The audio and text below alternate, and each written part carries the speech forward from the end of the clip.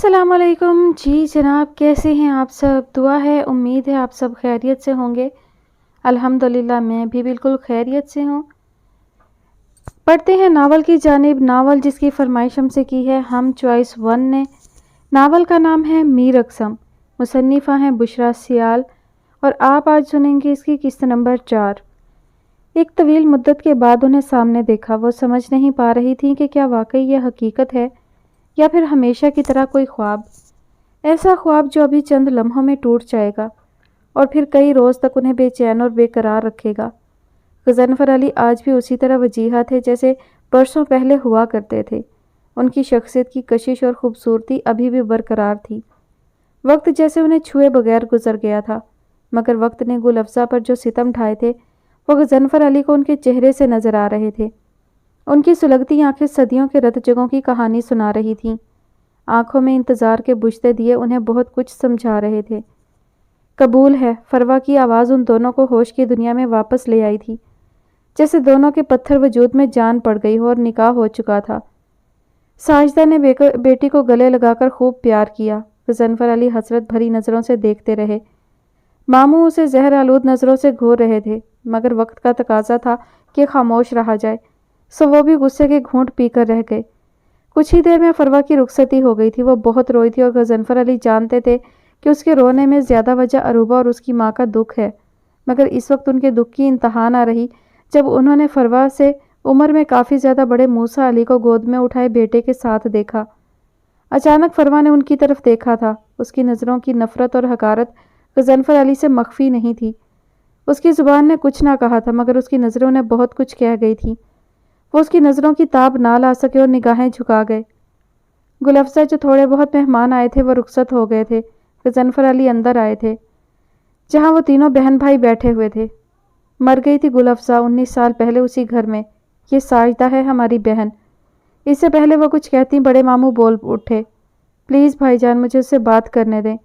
वो मिन्नत भरे लहजे में बोले, जानते थे उनका जुल्म बहुत बड़ा है, इतनी आसानी से माफ़ी नहीं मिलेगी, मगर एक बार उन्हें गुल अफ़ज़ा से बात तो करने दी जाती। यहाँ आने से पहले उन्हें अंदाज़ा ना था कि ये इतना मुश्किल होगा। तुम्हारा इससे कोई ताल्लुक़ नहीं है, हर नाता तुमने खुद तोड़ा था, इसकी ज़िंदगी बर्बाद कर दी, अब क्या लेने आए हो?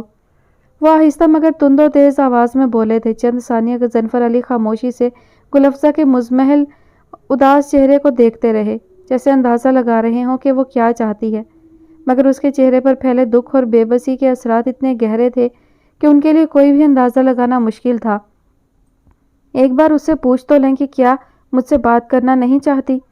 उन्होंने आस भरी नज़रों से गुल अफ़ज़ा की जानिब देखा था जो हनूज़ खामोश थी, और वो बोलती भी तो क्या। बरसों पहले उस शख्स से रहम की भीख मांगी थी, मिन्नत समाजत की थी, मगर उसने उसे धुतकार दिया था।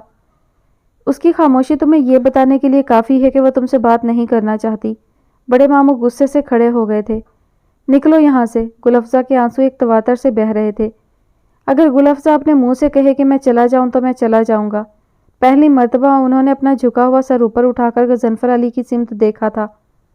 मुझ पर इतना एतमाद क्यों, इस कदर मान किस लिए? जब मुझे एतबार और मान चाहिए था तब मुझे धुतकार दिया था, अब किस नाते से ये सब बातें कर रहे हो? वो लब सिए खामोश बैठी थी, मगर शिकवा कुना आंखें सब कुछ कह गई थी। भाईजान मैं नमाज पढ़ लूँ। वो उठ खड़ी हुई। गज़नफ़र अली का जी चाहा आगे बढ़कर हाथ पकड़कर उसे रोक लें, मगर वो ऐसा हर हक बरसों पहले अपनी मर्जी से खो चुके थे, सो बेबसी से उसे जाता देखते रहे। नवीला की नाराज़गी ख़त्म होने का नाम नहीं ले रही थी। उसने घर में सबसे बात करना बंद कर रखा था। वो बात करना चाहती थी तो सिर्फ ईसा अहमद से, और शक्ल देखना चाहती थी तो सिर्फ उसकी, मगर अब उसे यकीन हो चुका था कि हर गुजरता दिन उसे ईसा से दूर कर रहा है। उसे सबसे ज़्यादा गुस्सा मामा पर था जिन्होंने उसे यहाँ से निकाला था। आज उसने दिल में एक फ़ैसला किया और तैयार होकर अपने बेडरूम से बाहर निकल आई। उसे पता था कि ईसा अहमद आजकल अदील की तरफ रह रहा है। वो टैक्सी लेकर मामू के घर आ गई। अभी उसने घर में कदम रखा ही था कि उसकी अदील से मुठभेड़ हो गई। अस्सलाम वालेकुम। उसने हैरत से उसे अकेले आते देखा था। अकेली आई हो? वो पूछे बिना नहीं रह सका। मुझे ईसा अहमद से मिलना है। उसके सवाल को नज़रअंदाज करते हुए वो गोया हुई। वो उधर अपने कमरे में है। वैसे मुश्किल ही है कि वो तुमसे मिले। इनफैक्ट तुम लोगों की फैमिली की वो शक्ल भी नहीं देखना चाहता। वो साफ कोई से बोला। नवीला ने कोई जवाब ना दिया और उसके बताए हुए कमरे में आ गई। हल्की सी दस्तक देकर उसने हैंडल घुमाया और अंदर दाखिल हो गई। सामने बेड पर ईसा अहमद लेटा हुआ था। उसने बाजू आंखों पर रखा हुआ था। कमरे में मलगजा अंधेरा था। नवीला ने लाइट्स ऑन कर दी। कमरा रोशनी में नहा गया। ईसा ने अब बाजू आंखों से हटाया। तुम? अपने सामने नवीला को देखकर नफरत और गुस्से की शदीद लहर उसे अपने पूरे बदन में सरायत करती महसूस हुई। वो उठकर बैठ गया। अस्सलाम वालेकुम, उसने आहिस्तगी से सलाम किया। ईसा उसे घूर कर रह गया। क्यों आई हो यहाँ? वो चट्टानों जैसी सख्ती लहजे में समोकर बोला था। पता नहीं मोहब्बत की किस्मत में दरबदर होना क्यों लिखा है। महबूब धक्के दे या गालियाँ, ठोकरे मारे या धुतकारे, फिर भी मुहिब पलट पलट कर उसके पास आता है। दिल को चैन ही नहीं आता उसके बगैर। वो सर झुकाए खड़ी थी। तुम उस शख्स की बेटी हो जिसने अपनी इतनी मोहब्बत करने वाली और बावफा बीवी को किस कदर सफाकी से अपनी ज़िंदगी से निकाल दिया, और उस माँ की बेटी हो जिसने अपनी ज़िद और अना की खातिर 3 मासूम जानों को उम्र भर के लिए सूली पर लटकाया। तुम्हारे खून में ही मोहब्बत शामिल नहीं। तुम क्या जानो मोहब्बत क्या शय है, किस बला का नाम है। पहली बार वो उसके सामने आराम से मगर तंज भरे लहजे में बोला था, और फिलहाल नवीला के लिए ये काफ़ी था कि वो उसके सामने था, उससे बात कर रहा था, उसकी बात सुन रहा था। मोहब्बत का कोई हसब नसब नहीं होता ईसा, वो कदरे सुकून से बोली। ना ही मोहब्बत का ताल्लुक खून से है, इसका ताल्लुक तो बस दिल से है जो सबका अपना अपना होता है। आप आजमा कर देख लें मुझे। आजमाया वहाँ जाता है जहाँ पाने की तमन्ना हो। आजमाइश उसकी की जाती है जिससे कोई ताल्लुक हो, और मेरा तुम समेत तुम्हारी फैमिली में से किसी से कोई ताल्लुक नहीं है। उसे बुखार था, इतना बोलने से वो थक गया था। उसने बेड से टेक लगाई और आंखें मूंद ली। मैं जानती हूँ आप मुझसे मोहब्बत नहीं करते, आप अरूबा से मोहब्बत करते हैं, मगर अब तो उसकी शादी हो गई है। अब किसी न किसी से तो। मुझे किसी से शादी नहीं करनी। तुम क्यों फजूल में मेरे पीछे पड़ गई हो? वो बेजारकुन लहजे में बोला। आप तो अधूरी मोहब्बत की तकलीफ़ से गुजरे हैं, आप तो मेरा दर्द महसूस कर सकते हैं, फिर क्यों मुझे बार बार धुतकारते हैं? प्लीज़ मेरी मोहब्बत को कबूल कर लें। वो अचानक उसके कदमों में बैठ गई और अपने दोनों हाथ उसके पाँव पर रख दिए। उसकी आंखों से आंसू गिर रहे थे। नवीला, ईसा अहमद ज़ोर से चिल्लाया और उसके हाथ झटके। Are you mad? वो शॉक्ड था उसके पागलपन पर। क्यों? आपने भी तो अरूबा से मोहब्बत की है, तो क्या आप पागल हैं? वो किसी भी तरह हारना नहीं चाहती थी। वो यहाँ जीतने आई थी, ईसा अहमद को जीतने।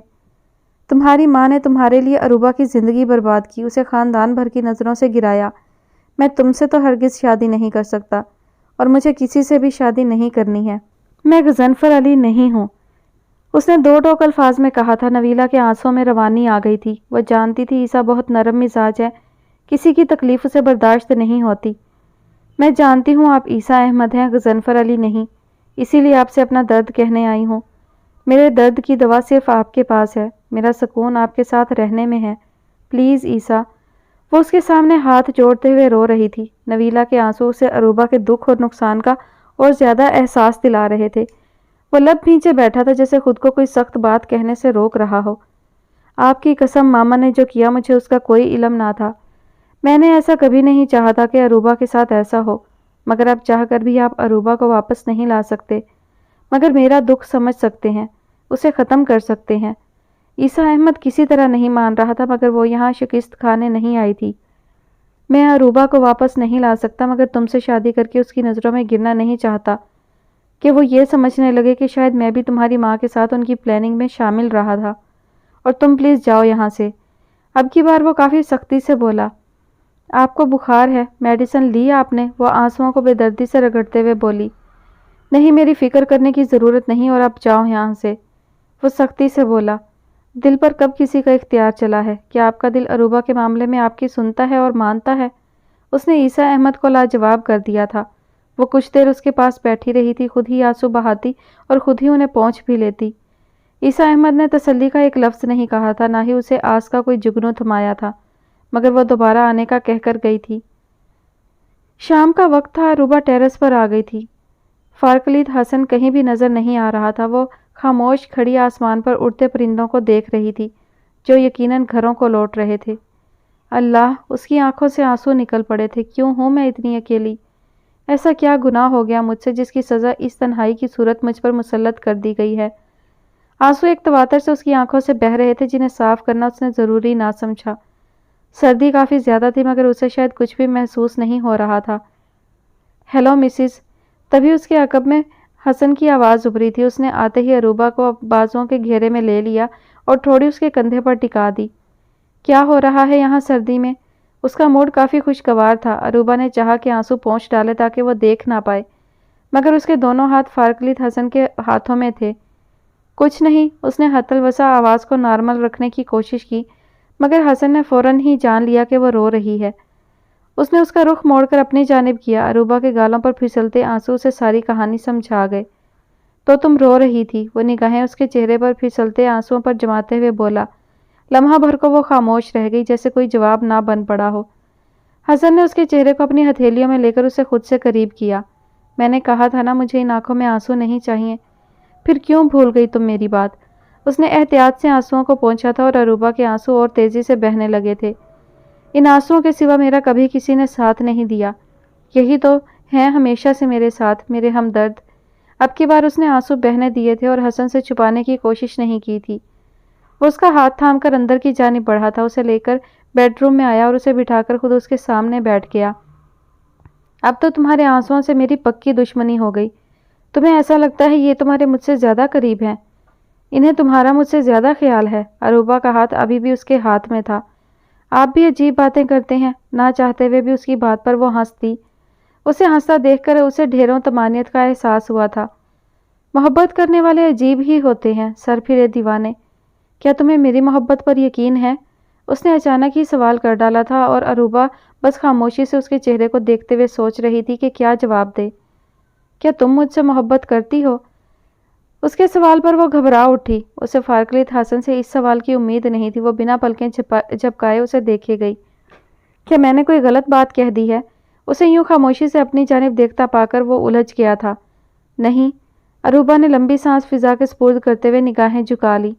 اب وہ بھلا اسے کیا جواب دیتی؟ اسے تو محبت پر ذرا بھی اعتبار نہیں رہا تھا، وہ رشتوں کی اور محبت کی ڈسی ہوئی تھی۔ تو پھر جواب دو۔ اس کی طویل خاموشی کو محسوس کرتے ہوئے اس نے پھر سے مخاطب کیا۔ کس بات کا؟ وہ تو جاہل عارفانہ سے کام لیتے ہوئے بولی۔ ڈو یو لو می؟ اس نے ایک مرتبہ پھر سوال دہرایا اور نظریں اس کے روئے روئے نقوش پر گاڑ دیں۔ اس کی جھکی آنکھوں پر سایہ فگن گہری پلکیں ابھی بھی گیلی تھیں، ناک کا اگلا حصہ سرخ ہو چکا تھا۔ رونے سے وہ اور زیادہ حسین لگنے لگی تھی۔ ابھی ہماری شادی کو ٹائم ہی کتنا ہوا ہے، اتنی جلدی تو؟ قصداً اس نے بات ادھوری چھوڑ دی تھی۔ محبت کرنے کے لیے دن، مہینے یا سال نہیں چاہیے ہوتے، یہ تو لمحوں میں ہو جاتی ہے۔ انفیکٹ یہ خود بخود ہو جاتی ہے، سوچ سمجھ کر نہیں ہوتی۔ وہ اسے ایسے سمجھا رہا تھا جیسے وہ اس جذبے سے قطعی نابلد ہو، جبکہ خود وہ اس کا ٹیچر رہا ہو۔ مگر میں آپ کی بہت عزت کرتی ہوں۔ یہی ملاقات میں آپ جس طرح کا امپیکٹ مجھے دے کر گئے تھے، آپ اس سے بالکل مختلف ہیں۔ حسن نے کوئی جواب نہ دیا اور اٹھ کر باہر چلا گیا۔ عروبہ کو افسوس ہوا کہ ایسے نہیں کہنا چاہیے تھا۔ وہ اٹھ کر باہر کی جانب بڑھی۔ وہ گاڑی میں بیٹھ کر باہر نکل گیا تھا۔ فروا روایتی دلہنوں کی طرح تیار نہیں ہوئی تھی، نہ بہت شوق لباس پہنا اور نہ ہی بہت ہیوی جولری پہنی تھی، مگر پھر بھی وہ بہت پیاری لگ رہی تھی۔ موسیٰ کے ساتھ چل کر وہ اس کے گھر میں اس کے بیڈ روم تک آئی تھی۔ اسے وہاں چھوڑ کر وہ نہ جانے کہاں چلا گیا تھا۔ نہ تو اسے بیٹھنے کے لیے کہا اور نہ ہی کوئی اور بات کی۔ وہ دل مسوس کر رہ گئی، بالآخر خود ہی جا کر بیڈ پر بیٹھ گئی۔ کافی دیر گزر گئی، موسیٰ نہیں آیا تو اسے شدید کوفت ہونے لگی۔ تو یہ تھی میری قسمت عیسیٰ احمد، وہ آنکھیں موندے بیٹھی انجانے میں اسے سوچنے لگی۔ میں نے تمہارے کتنے خواب سجائے تھے، تمہارے سوا میں کسی کے متعلق سوچنا بھی نہیں چاہتی تھی، مگر دیکھو آ کر ایک مرتبہ وقت نے کیسا ستم ڈھایا مجھ پر۔ اچانک دروازہ کھلنے اور پھر بند ہونے کی آواز آئی تھی۔ اس نے جھٹ سے آنکھیں کھول ڈالی۔ استغفراللہ، اس کے دل نے اسے بری طرح سے سرزنش کی۔ وہ سخت شرمسار ہوئی۔ میں اب موسیٰ کی بیوی ہوں، اس کے علاوہ کسی دوسرے مرد کا خیال میرے لیے سخت گناہ ہے۔ وہ سر جھٹک کر سیدھی ہوئی۔ موسیٰ بیڈ کی دوسری سائڈ پر کھڑا مصحف کو لٹا رہا تھا جو کہ اس کے سینے سے لگا سو رہا تھا۔ وہ خاموشی سے یہ منظر دیکھتی رہی۔ تم یقیناً تھک گئی ہوگی، چینج کر کے سو جاؤ، میں بھی آرام کرنا چاہتا ہوں۔ مصحف کی دوسری سائڈ پر موسیٰ نیم دراز ہوتے ہوئے بولا تھا۔ فروا ہنوز خاموش تھی۔ مگر اس سے پہلے میں تم سے کچھ باتیں کہنا چاہتا ہوں۔ آئی نو تم ابھی کم عمر ہو، مجھ سے کافی چھوٹی ہو، مگر پھر بھی مجھے امید ہے کہ تم میری باتوں کو سمجھ کر ان پر عمل بھی کرو گی۔ اتنی لمبی تمہید پر فروا لہجہ بھر کو چونکی ضرور، مگر اس سے احساس نہ ہونے دیا۔ مجھے انیزہ سے بے پناہ محبت ہے۔ اس کے اس دنیا سے جانے کے بعد اس محبت میں کمی نہیں ہوئی بلکہ اضافہ ہی ہوا ہے۔ شاید میں یہ شادی نہ کرتا مگر انیزہ نے مرنے سے پہلے مجھ سے وعدہ لیا تھا کہ میں اس کے بعد تم سے شادی کر لوں۔ وہ دم سادے بیٹھی اس ظالم شخص کی باتیں سن رہی تھی۔ اسے کم از کم آج کے دن موسیٰ سے ان باتوں کی امید نہیں تھی، مگر وہ یہ بھی جانتی تھی کہ اس کی زندگی میں کبھی بھی وہ نہیں ہوتا جو وہ سوچتی ہے، اسے کبھی وہ نہیں ملتا جو اسے چاہیے ہوتا ہے، جو اس کا دل مانگتا ہے۔ پھر مصب کی تم سے اٹیچمنٹ اور سمیرا والا قصہ مجھے یہ فیصلہ کرنے پر مجبور کر گیا۔ میں ابھی ذہنی اور دلی طور پر اس رشتے کو قبول کرنے کے قابل نہیں ہوں۔ اتنا کہہ کر وہ خاموش ہو گیا۔ فروا جو ہر بات منہ پر کہہ دینے کی عادی تھی، اس کا جی چاہا کہ اسے بتائے وہ بھی عیسیٰ احمد کو بے پناہ چاہتی ہے اور اس کے علاوہ کسی سے محبت نہیں کر سکتی۔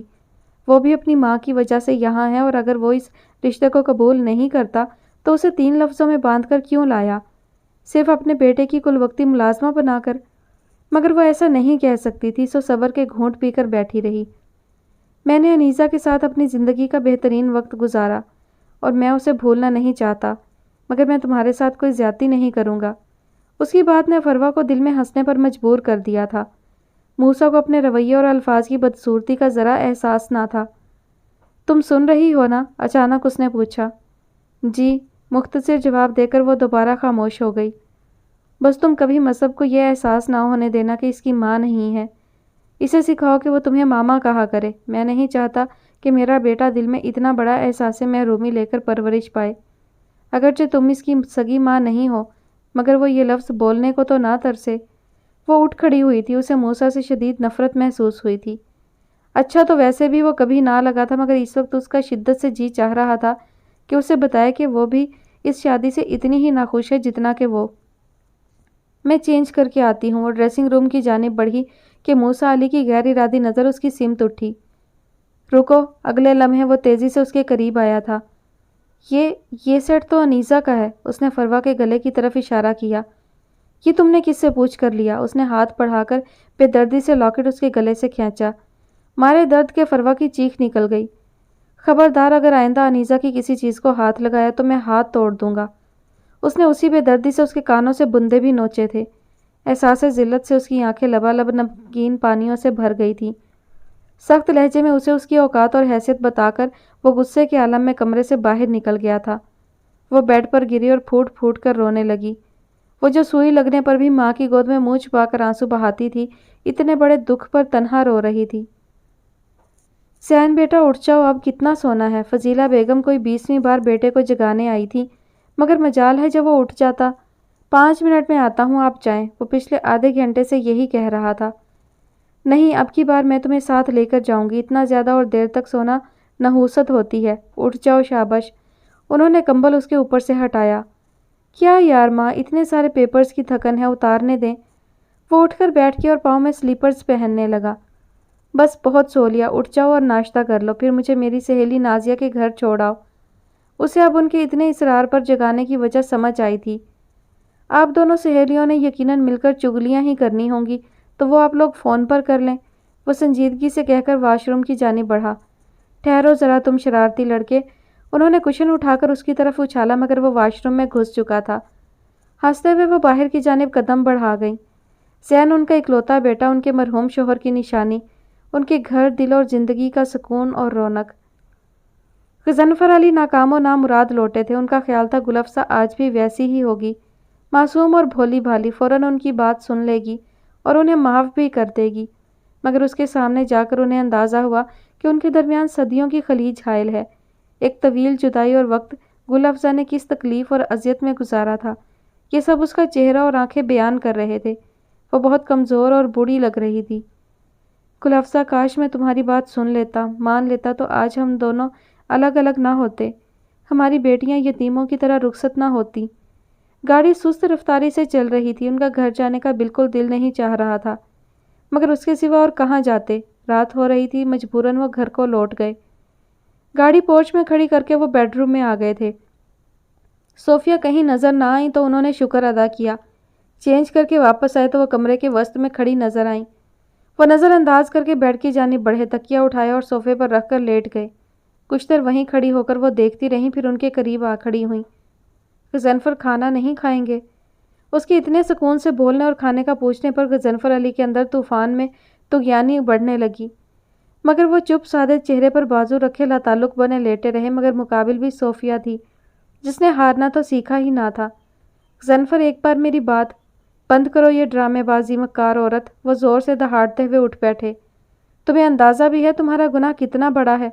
تم نے مجھے برباد کر دیا، مجھ سے میری خوشیاں چھین لی، اپنی خواہش کے حصول کے لیے ایک بے گناہ اور معصوم لڑکی کو بے گھر اور بے در کروا دیا۔ تم کتنی بے حس ہو، خدا تمہیں کبھی معاف نہیں کرے گا۔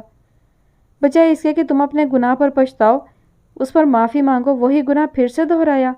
اپنی بیٹی کو اس کی محبت دلوانے کے لیے تم نے میری بیٹی پر الزام لگایا، اسے لاوارثوں کی طرح رخصت کروا دیا، اور پھر تم اتنی بہادر ہو، ابھی بھی میرے سامنے کھڑی ہوئی ہو۔ تمہیں تو شرم سے ڈوب جانا چاہیے، مجھ سے منہ چھپا کر کہیں چلے جانا چاہیے۔ اتنے برسوں میں پہلی مرتبہ اس گھر میں در و دیوار نے غضنفر علی کی دہاڑ سنی تھی۔ انہیں غصے میں دیکھا تھا، ورنہ جیسے بھی حالات آئے، جو بھی ہوا، انہوں نے ہمیشہ صبر و تحمل کا مظاہرہ کیا۔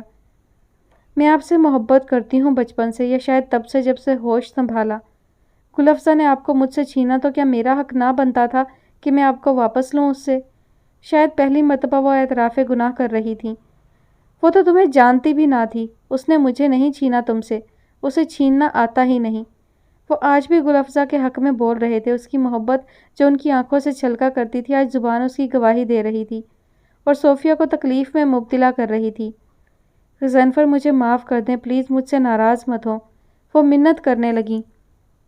میں تمہیں معاف نہیں کر سکتا، مجھے گل افزا سے معافی نہیں ملی، اس نے میری بات بھی نہیں سنی، اس نے مجھ سے کچھ نہیں کہا، اس نے تو مجھے برا بھلا بھی نہیں کہا، وہ اب مجھے اس قابل بھی نہیں سمجھتی، یا شاید اب بھی اسے کسی کو تکلیف دینا نہیں آتا، نہ ہاتھ سے اور نہ زبان سے، اور یہی مومن کی نشانی ہے۔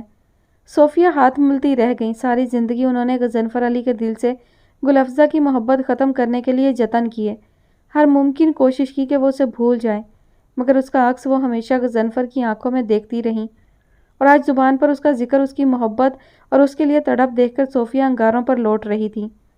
میری ایک بیٹی کو میرے پاس ہوتے ہوئے بھی تم نے میرے قریب نہیں آنے دیا، ایک مسلسل خوف مجھ پر مسلط کیے رکھا کہ وہ گل افزا کی بیٹی ہے، اسی جیسی ہوگی، اور نہ جانے اسے کیسے ڈرایا ہوا تھا کہ وہ ہر وقت سہمی رہتی تھی۔ میری دوسری بیٹی نہ جانے کن حالوں میں پرورش پاتی رہی، نہ جانے کتنی بار کھلونوں کی دکانوں کے سامنے سے گزرتے ہوئے اس نے ٹھنڈی آہیں بھر کر سوچا ہوگا کہ کاش میرا باپ زندہ ہوتا۔ صوفیہ کے پاس ان کی کسی بات کا جواب نہیں تھا، اسی وقت سے وہ ہمیشہ ڈرتی تھی جو آج ان کے سامنے آ کھڑا ہوا تھا اور انہیں آئینہ دکھا رہا تھا۔ غضنفر صرف میرا قصور نہیں ہے، سارا آپ کی ماں اور بہن کی پلاننگ تھی، انہوں نے اس مقصد کے لیے استعمال کیا مجھے، اس نے کمزور سا دفاع کرنا چاہا۔ یہی میری بدقسمتی ہے کہ مجھے سب رشتوں نے دھوکہ دیا، کسی نے میرے متعلق نہیں سوچا، سب کو اپنی اپنی ضد اور انا عزیز تھی۔ وہ گاڑی کی چابی لے کر باہر کی جانب بڑھے تھے۔ غضنفر رک جائیں، کہاں جا رہے ہیں اس وقت؟ وہ پیچھے لپکی تھی، مگر غضنفر علی انسنی کرتے ہوئے باہر نکل گئے، وہ خود بھی نہیں جانتے تھے کہ وہ کہاں جا رہے ہیں۔ موسیٰ ٹیرس پر آ کھڑا ہوا تھا، اسے فروا کے ساتھ کی گئی زیادتی پر ذرا بھی افسوس یا شرمندگی نہیں تھی، اسے انیزہ کی یاد برچھیوں کی طرح سینے پر لگتی محسوس ہو رہی تھی۔ وہ اپنے فیصلے پر پچھتانے لگا تھا، اسے لگنے لگا تھا کہ وہ بہت بڑی غلطی کر بیٹھا ہے۔ انیزہ، تمہاری جگہ میں کسی کو نہیں دے سکتا، تمہاری جگہ کوئی اور نہیں لے سکتا، میں نے صرف تم سے یہ اپنا وعدہ نبھایا ہے، اور پھر مذہب کے لیے بھی ضروری تھا یہ سب۔ وہ وہاں سے انیزہ اور اپنے بیڈ روم میں آ گیا تھا، سامنے دیوار پر ان دونوں کی شادی کی تصویر لگی ہوئی تھی، جسے دیکھ کر اس کے دل کی حالت غیر ہونے لگی تھی۔ کیوں چلی گئی تم مجھے چھوڑ کر؟ ذرا بھی نہیں سوچا کیسے رہوں گا میں؟ وہ شکستہ قدموں سے چلتا ہوا اس کی تصویر کے سامنے آ کھڑا ہوا۔ پتہ نہیں وقت ایسا کیوں کرتا ہے ہمارے ساتھ کہ جو اتنا عزیز اور پیارا ہوتا ہے ہمیں اسی کو ہم سے چھین لیتا ہے، اور جن کا ہونا نہ ہونا ہمارے لیے کوئی معنی نہیں رکھتا، وہی لوگ ہمارے ارد گرد آس پاس ہر وقت ہوتے ہیں۔ اسے پتہ بھی نہ چلا تھا اور اس کی آنکھ سے آنسو نکل پڑے تھے۔ میں نے اس دنیا میں تم سے زیادہ کسی کو نہیں چاہا، تمہاری خاطر اپنی فیملی کو بھی چھوڑ دیا، ذرا سا تو خیال کرتی میرا۔ تمام رات وہ ماضی کی یادوں اور بھول بھلائیوں میں کھویا رہا۔ اس نے ایک لمحے کو بھی نہ سوچا کہ وہ ایک جیتی جاگتی جذبات اور احساسات رکھنے والی چھوٹی سی لڑکی کو کس طرح ہرٹ کر کے آیا ہے، کیسے اس کے ارمانوں میں آگ لگا کر آیا ہے۔ وہ رو رہی ہوگی، اس کا انتظار کر رہی ہوگی، مگر اسے تو صرف انیسہ کی پرواہ تھی، صرف اس سے محبت تھی، اس کی زندگی میں بھی اور اب اس کے جانے کے بعد بھی۔ اسے اس بات سے کوئی فرق نہیں پڑتا تھا کہ کوئی اور کیا سوچتا ہے یا کیا چاہتا ہے۔ وہ کمرے میں موجود اس کی ایک ایک چیز کو بہت محبت اور عقیدت سے چھو رہا تھا، چوم رہا تھا، سینے سے لگا رہا تھا۔ فجر کی اذان ہوئی تو جیسے وہ ہوش میں آیا، اچانک جس طرح خواب سے جاگا، وہ واپس بیڈ روم میں آ گیا۔ سامنے ہی وہ بیڈ پر بیٹھی تھی، دروازے کی جانب اس کی پشت تھی۔ موسیٰ نے آہستگی سے دروازہ کھولا تھا اور دبے قدموں اندر داخل ہوا تھا، مگر فروہ کو پتہ چل گیا تھا کہ وہ اندر آیا ہے۔ وہ اپنی جگہ سے ذرا سی بھی نہ ہلی، اسی طرح ساکت و صامت بیٹھی رہی۔ اس کے پاس سے گزر کر وہ وارڈروب کی جانب چلا گیا تھا۔ دونوں میں صرف تھوڑا ہی فاصلہ تھا۔ وہ اس کے سامنے کھڑا تھا، مگر فروہ اس کی جانب دیکھ نہیں رہی تھی۔ کپڑے نکال کر وہ واش روم میں چلا گیا۔ کچھ ہی دیر میں وہ نکلا تو نظر فروہ پر پڑ گئی۔ اس کا متورم چہرہ، سوجی ہوئی آنکھیں اور مغموم انداز اسے کہیں سے بھی ایک دن کی دلہن ثابت نہیں کرتا تھا۔ موسیٰ سر جھٹک کر آگے بڑھا اور جائے نماز بچھانے لگا۔ اس نے نماز کی نیت کی۔ انسانوں کی تذلیل کرنے والا خدا کے سامنے تو ایسے کھڑا ہے جیسے بڑا عاجز بندہ ہے۔ فروہ کے اندر غصے کی شدید لہر اٹھی تھی۔ وہ اپنی جگہ سے اٹھ کھڑی ہوئی تھی۔ مجھے بھی نہیں رہنا یہاں، کیا سمجھتے ہو تم خود کو؟ میری اتنی انسلٹ کرو گے اور میں پھر بھی بیٹھی رہوں گی؟ میری ایسی کوئی مجبوری نہیں۔ دل میں تہیہ کر کے اٹھی اور دروازہ کھول کر باہر نکل گئی۔ اس کا پورا بدن تھکن سے چور تھا۔ تمام رات وہ بیٹھی روتی رہی تھی۔ فروہ تم؟ امی اسے دیکھ کر گھبرا اٹھی تھی اور اسے بھی اپنی حماقت اور جلد بازی پر افسوس ہونے لگا تھا۔ کچھ بھی سوچے سمجھے بغیر وہ یہاں آ گئی تھی۔ خیریت ہے؟ وہ کھوجتی نظروں سے اس کے چہرے کو دیکھتے ہوئے بولی۔ آپ کی بہت یاد آ رہی تھی تو میں آ گئی۔ اس نے بات بنانے کی کوشش کی، مگر ان کی تسلی نہ ہوئی۔ موسیٰ کو بتا کر آئی ہو؟ ایک اور سوال کیا۔ جی امی۔ وہ آگے بڑھی اور جا کر لیٹ گئی، اسی جگہ پر جہاں پر وہ کل تک وہ سوتی تھی۔ وہ نماز پڑھ رہے تھے، میں انہیں بتا کر آئی ہوں۔ اس نے کمبل اٹھا کر اوڑھ لیا۔ آنکھیں بند کرتے ہی آنسو ایک مرتبہ پھر پلکوں کی باڑ توڑ کر گالوں پر بہہ نکلے۔ دوسری جانب موسیٰ نے نماز پڑھ کر دیکھا وہ کمرے میں نہیں تھی۔ اسے فکر ہونے لگی کہ وہ اپنی امی کو کچھ نہ بتا دے، مگر اس وقت وہ کچھ نہ کر سکتا تھا، سو خاموش رہا۔ جائے نماز رکھ کر وہ قرآن پاک پڑھنے لگا، مگر دھیان مسلسل اس کی طرف تھا۔ نویلہ تم عیسیٰ سے ملنے گئی تھی؟ وہ بے چینی میں ادھر سے ادھر ٹہل رہی تھی جب صوفیہ اس کے کمرے میں آئیں۔ وہ چلتے چلتے رک گئی مگر جواب نہ دیا۔ میں تم سے کچھ پوچھ رہی ہوں نویلہ، اب کی بار وہ ذرا سختی سے بولی۔ جی گئی تھی، وہ بھی خفگی سے بھرپور لہجے میں بولی اور صوفے پر بیٹھ گئی۔ کیوں؟ یہ میں آپ کو نہیں بتا سکتی، اس نے صاف انکار کرتے ہوئے کہا تو وہ حیران نظروں سے اسے دیکھنے لگی۔ میں ماں ہوں تمہاری، آپ مزید میرا کام بگاڑیں گی، میں خود ہینڈل کر لوں گی سب، آپ پلیز عیسیٰ اور خالہ سے دور رہیں۔ وہ دونوں بہت زیادہ غصے میں ہیں۔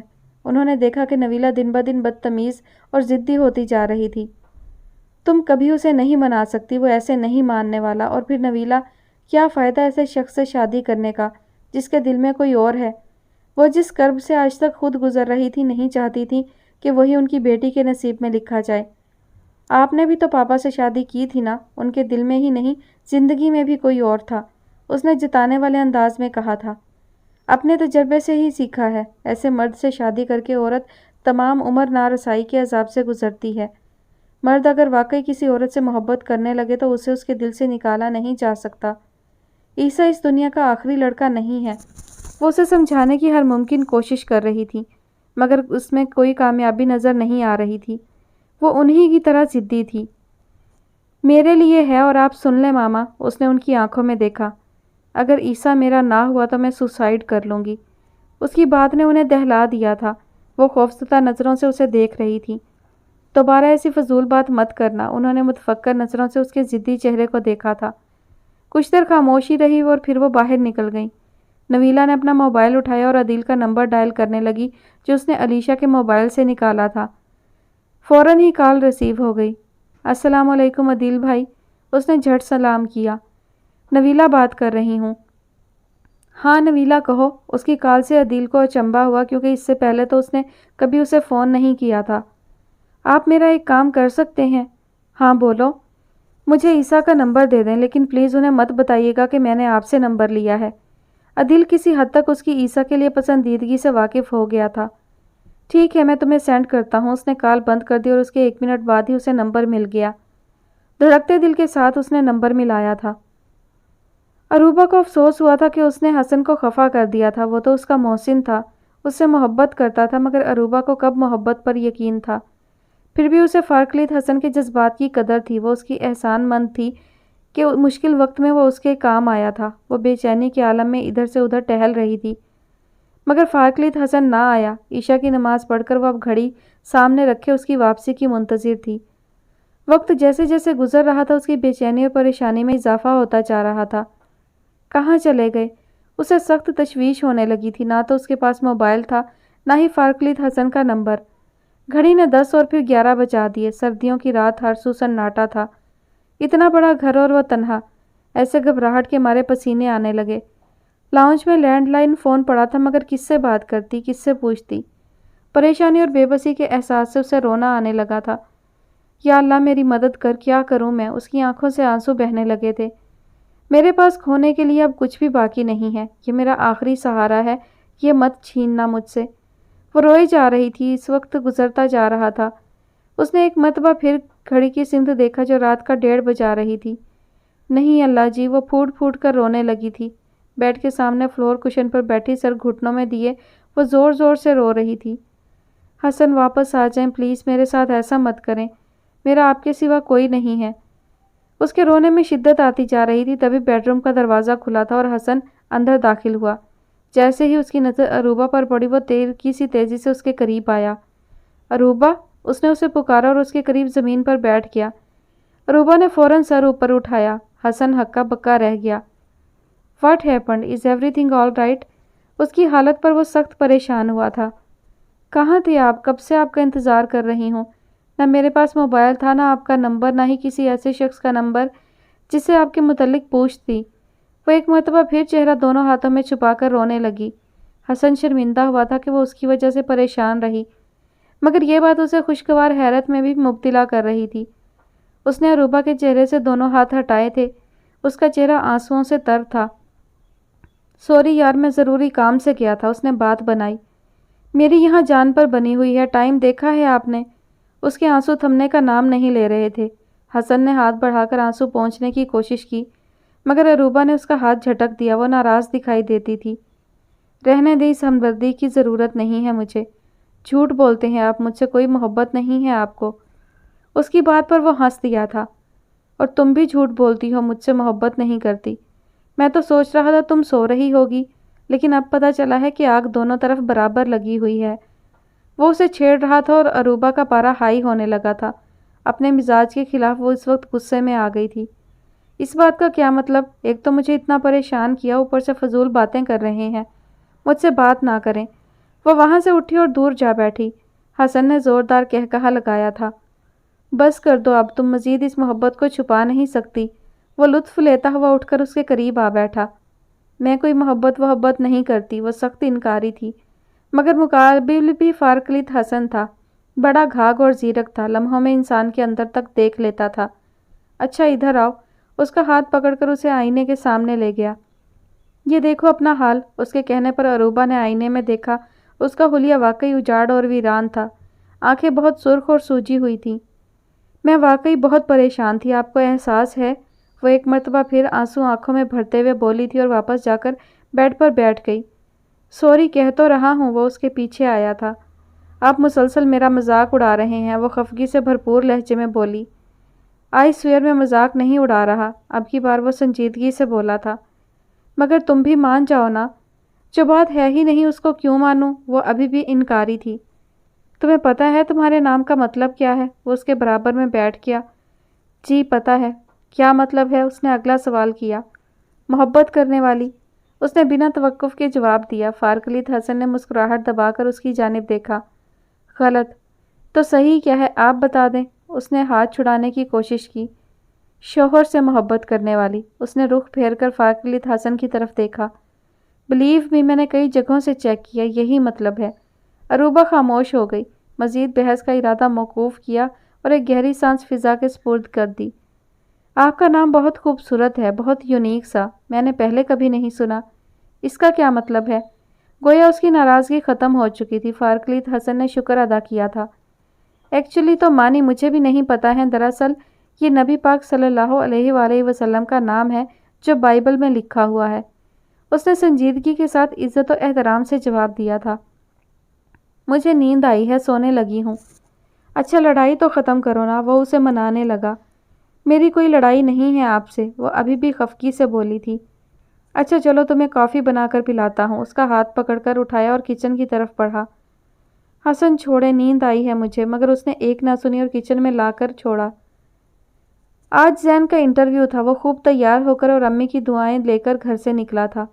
ہاتھ میں فائل پکڑے اعتماد سے قدم اٹھاتا وہ کئی نگاہوں کا مرکز بنا ہوا تھا۔ اس کی سفید رنگت، لائٹ براؤن آنکھیں، دراز قامت اسے پرکشش بناتے تھے۔ خوبصورت ستواں ناک اس کی نیچر اور مزاج کے خلاف کافی غرور اور شان سے چہرے پر کھڑی تھی۔ طبیعتاً وہ لاؤبالی سا نوجوان تھا۔ السلام علیکم سر۔ اندر داخل ہوتے ہی اس نے سلام کیا تھا۔ موسیٰ نے سر سے پاؤں تک اس کا جائزہ لیا۔ وعلیکم السلام، ہیو اے سیٹ۔ اس نے کرسی کی طرف اشارہ کیا اور زین بیٹھ گیا۔ Thank you sir. اس نے فائل اس کے سامنے میز پر رکھ دی اور موسیٰ کے ساتھ ساتھ آفس کا بھی جائزہ لینے لگا۔ اچانک موسیٰ نے سر اوپر اٹھایا۔ آپ کا تعلیمی ریکارڈ بس نارمل سا ہے، بہت اچھا نہیں ہے، اس نے زین کی آنکھوں میں دیکھتے ہوئے کہا۔ سر جس پوسٹ کے لیے میں نے اپلائی کیا ہے وہ بھی تو نارمل سی ہے، بہت شاندار تو نہیں۔ اس کی اتنے اعتماد سے اور صاف گوئی سے کہنے پر لمحہ بھر کو تو موسیٰ حیران رہ گیا، پھر فائل بند کر دی۔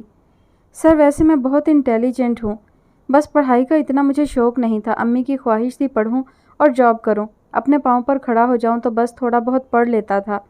وہ صاف گوئی سے بولا۔ پڑھائی بھی امی کی خواہش پر کی اور اب جاب بھی امی کی خواہش پر کر رہے ہو، تو آفس میں کام کیسے کرو گے؟ موسیٰ نے اسے استفہامیہ نظروں سے دیکھا۔ سر وہ میں کر لوں گا، ڈونٹ وری، آئی نو کہ جاب کروں گا تو ہی میری شادی ہوگی اور جاب تب بھی کنٹینیو رہے گی جب میں محنت کروں گا۔ اگر ہم آپ کو اپائنٹ کریں تو کیوں کریں؟ آپ کیسے خود کو جسٹیفائی کریں گے؟ ان ادر ورڈز آپ میں ایسا کیا خاص ہے کہ ہم آپ کو اپائنٹ کر لیں؟ موسیٰ کو وہ خاصا دلچسپ اور کام کا بندہ لگ رہا تھا، لہٰذا وہ اسے سوال پر سوال کر رہا تھا۔ دوسری جانب بھی زین تھا، حاضر جواب پر اعتماد۔ سر ایک تو میں خوبصورت بہت ہوں۔ اچھا تو آپ کی خوبصورتی کا ہمیں کیا فائدہ ہوگا؟ موسیٰ اس کی بات پر حیران ہوا۔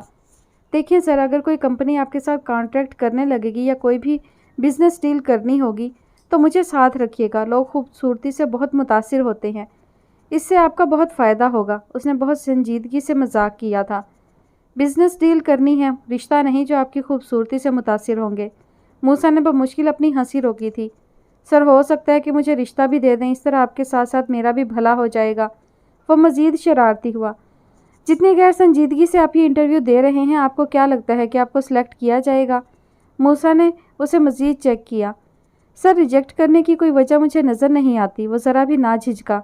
اور اگر میں کہوں کہ آپ کو ریجیکٹ کیا جاتا ہے؟ موسیٰ نے اس کی فائل بند کر کے میز پر اس کی جانب کھسکا دی۔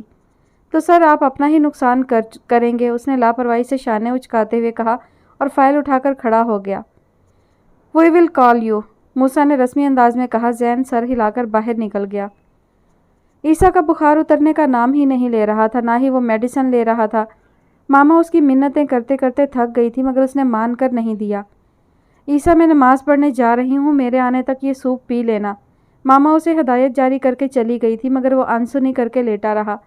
اچانک اس کے فون کی بیل بجی، اس نے دھیان نہ دیا، مگر جب دوبارہ اور پھر 6 کال آئی تو اس نے سیل فون اٹھا کر دیکھا۔ ہیلو، کوئی انجان نمبر تھا۔ السلام علیکم، دوسری طرف سے آہستگی سے سلام کیا گیا۔ وہ پہچان نہ سکا۔ کون؟ اس نے استفسار کیا۔ آپ کی طبیعت کیسی ہے اب؟ اس سوال پر وہ پہچان گیا، وہ نویلا تھی۔ میرا نمبر کہاں سے لیا ہے؟ وہ درشتگی سے بولا۔ آپ کی فکر ہو رہی تھی، مجھ سے رہا نہیں گیا اس لیے۔ جسٹ شٹ اپ نویلا، زیادہ سمارٹ بننے کی ضرورت نہیں ہے، وہ دانت پیستے ہوئے سخت لہجے میں بولا تھا۔ آپ اتنے ظالم تو نہ تھے عیسیٰ، کم از کم بات ہی آرام سے کر لیں۔ وہ اس کے طرز گفتگو پر دل گرفتہ ہوئی تھی۔ کال کرنے سے پہلے اسے اندازہ تھا کہ وہ اس سے ناراض ہوگا، ڈانٹے گا، مگر پھر بھی جب اس نے ڈانٹا تو اسے ایسا محسوس ہوا جیسے کوئی بہت انہونی ہوئی ہو۔ جتنا بھی ظالم ہو جاؤں تمہاری فیملی سے زیادہ نہیں ہو سکتا، اس نے طنز کا نشتر چھوڑا تھا۔ میں اپنی فیملی جیسی نہیں ہوں، وقت ثابت کر دے گا آپ پر، اس نے بہت بڑا دعویٰ کیا تھا۔ عیسیٰ نے سر جھٹکا۔ سوتیلی ہی صحیح تھی تو تمہاری بہن، اس کے ٹوٹے خوابوں کی سلگتی راکھ پر تم اپنی خواہشوں اور آرزوؤں کا محل تعمیر کرنا چاہتی ہو۔ تم کیسے کہہ سکتی ہو کہ تم مختلف ہو اپنی فیملی سے؟ اس کے جانے سے تم نے سوچا کہ تمہارا راستہ صاف ہو گیا؟ کوئی فرق نہیں تم میں اور تمہارے گھر کے باقی افراد میں۔ عیسیٰ نے اسے آئینہ دکھانے کی کوشش کی تھی، لہجہ بھر کو وہ چپ رہ گئی، جیسے کچھ سوچ رہی ہو۔ میں صرف اتنا جانتی ہوں کہ میں آپ سے محبت، اپنی خود غرضی اور ضد کو محبت کا نام مت دو۔ محبت کرنے والوں کے دل بہت نرم ہوتے ہیں، وہ کسی دوسرے کو تکلیف میں مبتلا نہیں دیکھ سکتے۔ انفیکٹ تمہاری فیملی اس لفظ کے ہجوں سے بھی واقف نہیں ہے۔ نویلا کے منہ سے اظہار محبت اسے تپا گیا تھا اور وہ اچھی طرح جانتا تھا کہ وہ خود غرض اور ظالم ماں باپ کی بیٹی ہے، جنہیں صرف اپنی خواہشوں سے پیار ہے، جنہیں کسی کے جینے یا مرنے سے کوئی فرق نہیں پڑتا۔ میں جانتی ہوں آپ میرا یقین نہیں کریں گے، مگر پھر بھی آپ کو کئی بار بتا چکی ہوں کہ عروبہ کے ساتھ جو ہوا اس کے متعلق میں بھی اسی طرح بے خبر تھی جیسے آپ۔ مجھے نہیں معلوم تھا کہ بہتر ہوگا کہ عروبہ کو بیچ میں مت لاؤ۔ اس کا نام سنتے ہی میرے اندر تم لوگوں کے لیے نفرت کا احساس مزید بڑھنے لگتا ہے۔ جی چاہتا ہے کہ ہر چیز کو تہس نہس کر دوں۔ نویلا کی محبت جیسے جیسے اس کے لیے شدت اختیار کر رہی تھی، عیسیٰ احمد کی نفرت اسی تیزی سے بڑھ رہی تھی۔ محبت کا نہ صحیح، نفرت کا ہی صحیح، چلیں کوئی تعلق تو ہے ہم سے۔ نہ تو میں تمہاری ایسی باتوں سے متاثر ہونے والا ہوں اور نہ ہی نرم، تمہیں جتنی بھی کوشش کرنی ہے کر لو۔ اس نے فون بند کر دیا تھا۔ اسے نویلا سے کسی طرح کا لگاؤ محسوس نہیں ہوتا تھا۔ اس کے معاملے میں اس کا دل پتھر سے سخت ہوتا جا رہا تھا۔ اس کے لوہے دل پر اگر کوئی نقش تھا تو وہ صرف عروبہ غضنفر کا نام تھا، جسے کوئی کبھی مٹا ہی نہیں سکتا تھا۔ گزرتا وقت اس کی محبت میں مزید اضافہ کر رہا تھا۔ اس کی یاد ایک تڑپ اور کسک بن کر ہر وقت اس کے ساتھ رہتی تھی۔ اسے سوچنا، اسے یاد کرنا عیسیٰ احمد کو بہت اچھا لگتا تھا۔ فروا کو ٹیمپریچر تھا۔ موسیٰ آفس جاتے ہوئے مصعب کو انیکسی میں چھوڑ گیا تھا۔ اس وقت فروا سو رہی تھی۔ آفس سے واپس آ کر وہ سیدھا وہیں آیا تھا۔ سامنے ہی ساجدہ بیگم بیٹھی ہوئی تھیں۔ وہ ان کے پاس آ گیا۔ السلام علیکم۔ مصعب نے اسے دیکھتے ہی شور مچانا شروع کر دیا۔ وہ اسے پاپا کہنے لگا تھا۔ موسیٰ نے آگے بڑھ کر اسے اٹھا لیا۔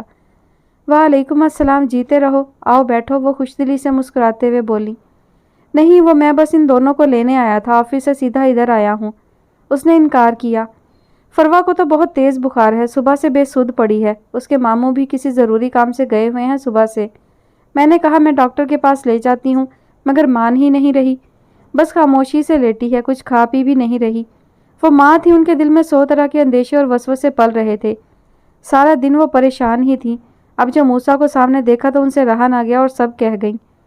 سردی بھی کافی ہے، اسی لیے ٹیمپریچر ہو گیا ہوگا، اس نے انہیں مطمئن کرنے کی کوشش کی، مگر وہ نہیں جانتا تھا کہ ماں کا دل اتنی آسانی سے مطمئن نہیں ہوتا۔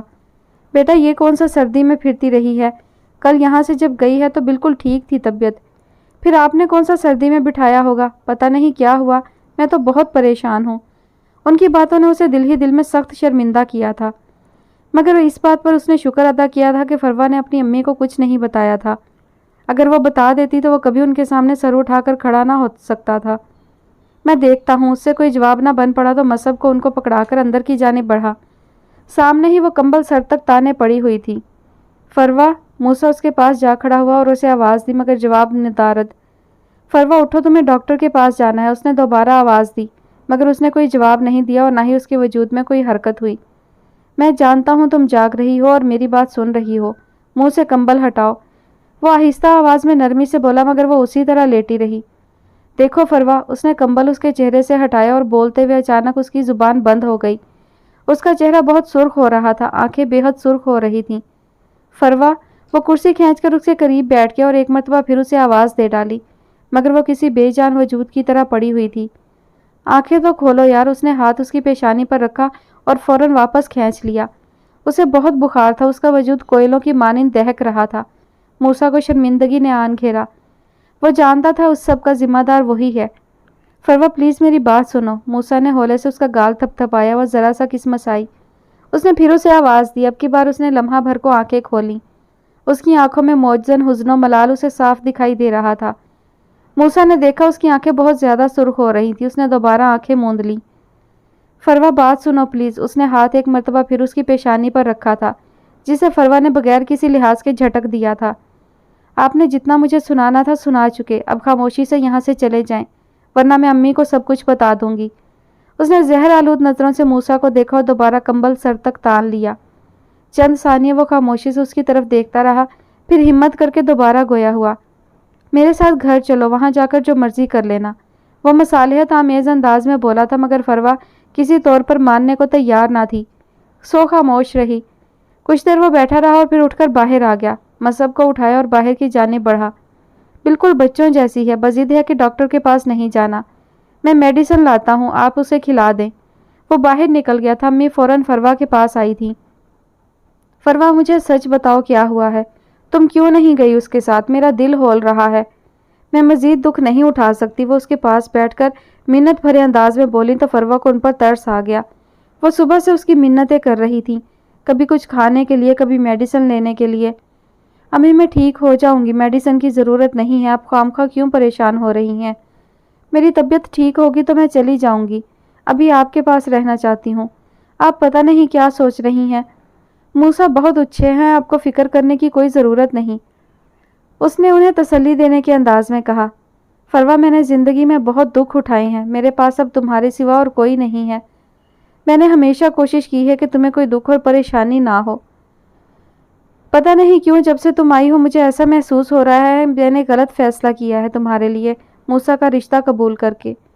ان سے رہا نہ گیا اور اندیشہ ان کی نوک زبان پر آ ہی گیا، اور تب فروا کو اپنی غلطی کا احساس ہوا۔ وہ جانتی تھی اس کی ماں آلریڈی بہت پریشان ہے اور بیمار بھی، وہ انہیں مزید پریشان نہیں دیکھ سکتی تھی۔ امی، آپ کا فیصلہ بہت اچھا ہے، آپ کو بلا وجہ وہم ہو رہے ہیں۔ موسیٰ ہمارے لیے کوئی انجان تو نہیں ہے، ہم برسوں سے انہیں جانتے ہیں۔ کیا آپ کو ان کی شرافت اور اچھائی پر کوئی شک ہے؟ اس نے ماں کو مطمئن کرنے کی ہر ممکن کوشش کر ڈالی۔ فروا، تمہارے ابو آئے تھے کل، انہوں نے اچانک ہی کہا تھا۔ فروا لب بھینچ کر رہ گئی۔ تمہارے ماموں نے انہیں بے عزت کر کے نکال دیا، وہ افسردگی سے بولی۔ امی، پہلی بات تو یہ کہ میں اس شخص کو اپنا باپ تسلیم نہیں کرتی، وہ نفرت سے بولی۔ دوسری بات یہ کہ ماموں نے بہت اچھا کیا، جو جس قابل ہو اسے ویسے ہی ٹریٹ کرنا چاہیے۔ اس کی بات سن کر وہ بالکل خاموش رہ گئی۔ کیا ابھی بھی آپ کے دل میں اس شخص کے لیے کوئی نرم گوشہ ہے؟ اسے امی کے رویے پر حیرت ہوئی تھی۔ فرما، میں اس شخص کو اپنے دل سے نکال چکی ہوں، مجھے صرف اپنی بیٹی کی فکر ہے۔ میں عروبہ سے ملنا چاہتی ہوں، انہوں نے اسے بتایا۔ تو ٹھیک ہے، ان سے کہیں عروبہ کو آپ کے پاس لے آئیں، جب وہ آپ سے ملے گی تو یقیناً آپ کے پاس ہی رہے گی، کیونکہ اسے انہوں نے یہی بتایا ہے کہ اس کی ماں اس دنیا میں نہیں ہے۔ وہ امی سے باتیں کر رہی تھی جب موسیٰ میڈیسن لے کر آ گیا تھا۔ وہ قصداً اس کی جانب دیکھنے سے اجتناب کر رہی تھی۔ موسیٰ نے میڈیسن رکھی اور مصب کو لے کر باہر کی جانب بڑھا۔ مما، مصب فروا کے پاس آنے کے لیے بے چین ہو رہا تھا۔ موسیٰ علی رک گیا۔ بیٹا، مما کو بخار ہے، وہ میڈیسن کھا کر آرام کریں گی، اس نے بیٹے کو پیار سے سمجھایا، مگر وہ فروا کے پاس جانے کے لیے ضد کر رہا تھا۔ وہ انجان بنی لیٹی رہی۔ موسیٰ، بیٹھ جاؤ بیٹا، میں چائے بنا کر دیتی ہوں آپ کو۔ امی اپنی جگہ سے اٹھی تھی۔ موسیٰ بغور فروا کی جانب دیکھ رہا تھا جو اس کے ساتھ مصب کو بھی اگنور کر رہی تھی۔ شکریہ آنٹی، اس کی ضرورت نہیں، وہ روتے ہوئے بیٹے کو سینے سے لگائے باہر نکل گیا۔ عروبہ نے ملازم کو بھیج کر لکھنے کا سامان منگوایا تھا۔ حسن گھر پر نہیں تھا، وہ دھوپ میں بیٹھی ناول لکھ رہی تھی۔ فائزہ اس کی بہترین دوست تھی جسے وہ سگی بہنوں سے بڑھ کر چاہتی تھی۔ فائزہ بھی اس سے بہت محبت کرتی تھی، مگر کل رات والے واقعے کے بعد اسے پتہ چلا کہ اس سے کوئی بھی محبت نہیں کرتا، فائزہ بھی نہیں۔ محبت بھی ہمارے لیے آکسیجن کی طرح ہوتی ہے، جو اگر ملتی رہے تو دل کی سرزمین پر سرسبز و شاداب رہتی ہے، اور اگر نہ ملے تو دل بنجر اور ویران ہو جاتا ہے، اس پر زندگی کے آثار ختم ہونے لگتے ہیں۔ کچھ ایسا ہی وہ بھی محسوس کر رہی تھی۔ عروبہ کو بالکل اندازہ ہی نہ ہو سکا اور حسن اس کے سر پر پہنچ گیا۔ اس نے جلدی سے بال پوائنٹ بند کر دی اور رائٹنگ پیڈ کو گود میں الٹا کر کے رکھ دیا۔ حسن نے فوراً محسوس کر لیا کہ وہ کچھ چھپا رہی ہے۔ ہیلو مسز، کیا ہو رہا ہے؟ اس نے اس کی گود میں پڑے رائٹنگ پیڈ کی طرف اشارہ کیا۔ کچھ نہیں، کچھ خاص نہیں، وہ ذرا سا گڑبڑائی مگر پھر خود کو سنبھال کر گویا ہوئی۔ تمہیں ایک اہم بات بتانی تھی۔ اس کا دھیان ابھی بھی رائٹنگ پیڈ کی طرف تھا۔ اسے تجسس تھا کہ عروبہ کیا لکھ رہی تھی، مگر وہ فوری طور پر اسے کچھ نہ کہہ سکا۔ جی بتائیے، وہ پوری طرح اس کی جانب متوجہ تھی۔ در حقیقت وہ اس کی توجہ اپنے ناول سے ہٹانا چاہتی تھی، جو کہ اسے خاصا مشکل دکھائی دے رہا تھا۔ میں نے ڈیڈ کو بتا دیا ہے کہ میں نے شادی کر لی ہے۔ اس کی بات پر عروبہ نے چونکتے ہوئے اس کی طرف دیکھا تھا، مگر بولی کچھ نہیں، اور میری توقع کے عین مطابق وہ مجھ سے سخت خفا ہیں، انفیکٹ بات ہی نہیں کر رہے۔ عروبہ کو شرمندگی نے آ گھیرا، اسے کچھ سمجھ نہیں آ رہا تھا کہ کیا کہے، سو وہ خاموش بیٹھی رہی۔ آپ کو ابھی نہیں بتانا چاہیے تھا، انہیں واپس آ جانے دیتے۔ मेरा भी कोई इरादा नहीं था, मगर डैड के फ्रेंड रफ़ी अंकल ने डैड को बताया कि फारकलीद के साथ आजकल घर में कोई लड़की रह रही है। मजबूरन मुझे डैड को हकीकत बतानी पड़ी। वो सुनकर बहुत नाराज़ हुए। कहते हैं मैं अब कभी वापस नहीं आऊँगा। अरूबा को तो बहुत टेंशन होने लगी। अब क्या होगा? तुम्हें इसलिए नहीं बताया कि तुम परेशान हो। तुम्हें बताने का मकसद ये है कि हमें डैडी के पास जाना होगा। वो मुझसे कभी नाराज़ नहीं हुए। आज तक मेरी हर गलत हरकत को उन्होंने इग्नोर किया है, मगर अब की बार तो मैंने एक जायज़ काम किया है। मगर वो, इतना कहकर हसन खामोश हो गया था। आप उनके इकलौते बेटे हैं। आपकी शादी के हवाले से उन्होंने बहुत से ख्वाब देखे होंगे। उनकी नाराज़गी बजा है। अरूबा उनकी साइड लेते हुए बोली, मुझे यकीन है कि तुमसे मिलकर, तुम्हें देखकर उनकी नाराज़गी ख़त्म हो जाएगी। अरूबा ने कोई जवाब ना दिया। आज तुम्हारे हाथ की चाय पीने को दिल चाह रहा है। अरूबा की परेशानी को भांपते हुए वो उसे रिलैक्स करने के लिए बशाशत से मुस्कुराते हुए फरमाइश करने लगा। मैं बना देती हूँ, वो उठते हुए बोली। ये राइटिंग पैड मुझे देती जाओ, तुम्हारे आने तक मैं बोरियत से बचा रहूँगा। उसकी चालाकी पर वो हंस दी। आप बोरियत से बचने के लिए मोबाइल पर गेम खेल लें, मुस्कुराहट दबाकर कहते हुए वो अंदर चली गई। कुछ ही देर में हसन भी किचन में आ गया था। वो चाय बना चुकी थी। हसन ने उसे मोबाइल फ़ोन दिया जो वो अभी उसके लिए ख़रीद कर लाया था। चाय बहुत मज़ेदार है, उसने एक सिप लेकर कहा। अगर इसमें शुगर हो तो और मज़े की लगे। अरूबा ने चौंक कर उसकी जानिब देखा था। ओह आई एम सॉरी, मैं शुगर डालना भूल गई। उसने कप हसन के हाथ से पकड़ लिया। तुम विदाउट शुगर चाय पीती हो? अरूबा शुगर मिक्स कर रही थी। उसकी बात पर उसने कोई जवाब ना दिया। हसन ने कप उठाकर लबों से लगा लिया। उंगली पर लगा जख्म बहुत छोटा और मामूली था। दिल पर लगे जख्म बहुत बड़े और गहरे थे, जो कभी मंदिमल ना हो सके थे।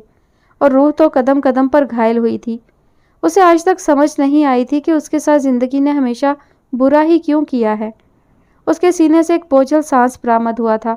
दिल दुख से निढाल था, बदन थकन से चूर, और जब अपनी मंजिल का भी इल्म ना हो, ये भी मालूम ना हो कि बाकी कितना सफ़र रह गया है, तो थकन और बढ़ जाती है।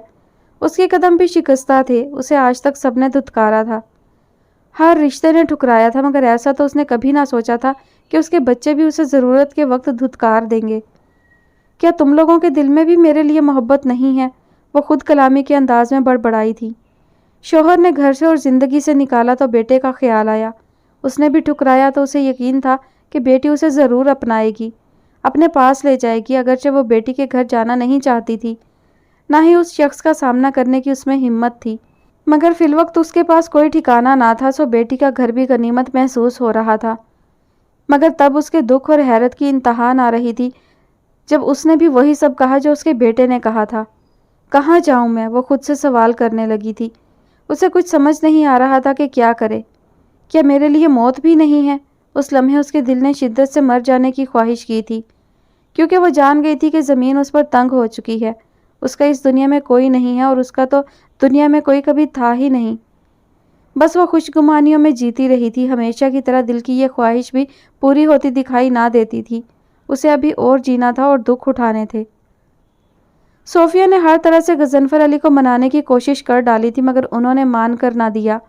वो उनसे बात ही ना कर रहे थे। सारा दिन ऑफिस में गुजारने के बाद शाम भी घर से बाहर गुजारते और रात का खाना भी बाहर से खा कर आते।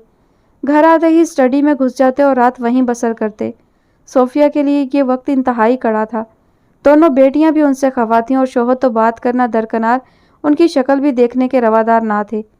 उस पर अदील का अलीशा के लिए रिश्ता आना गजब साबित हुआ।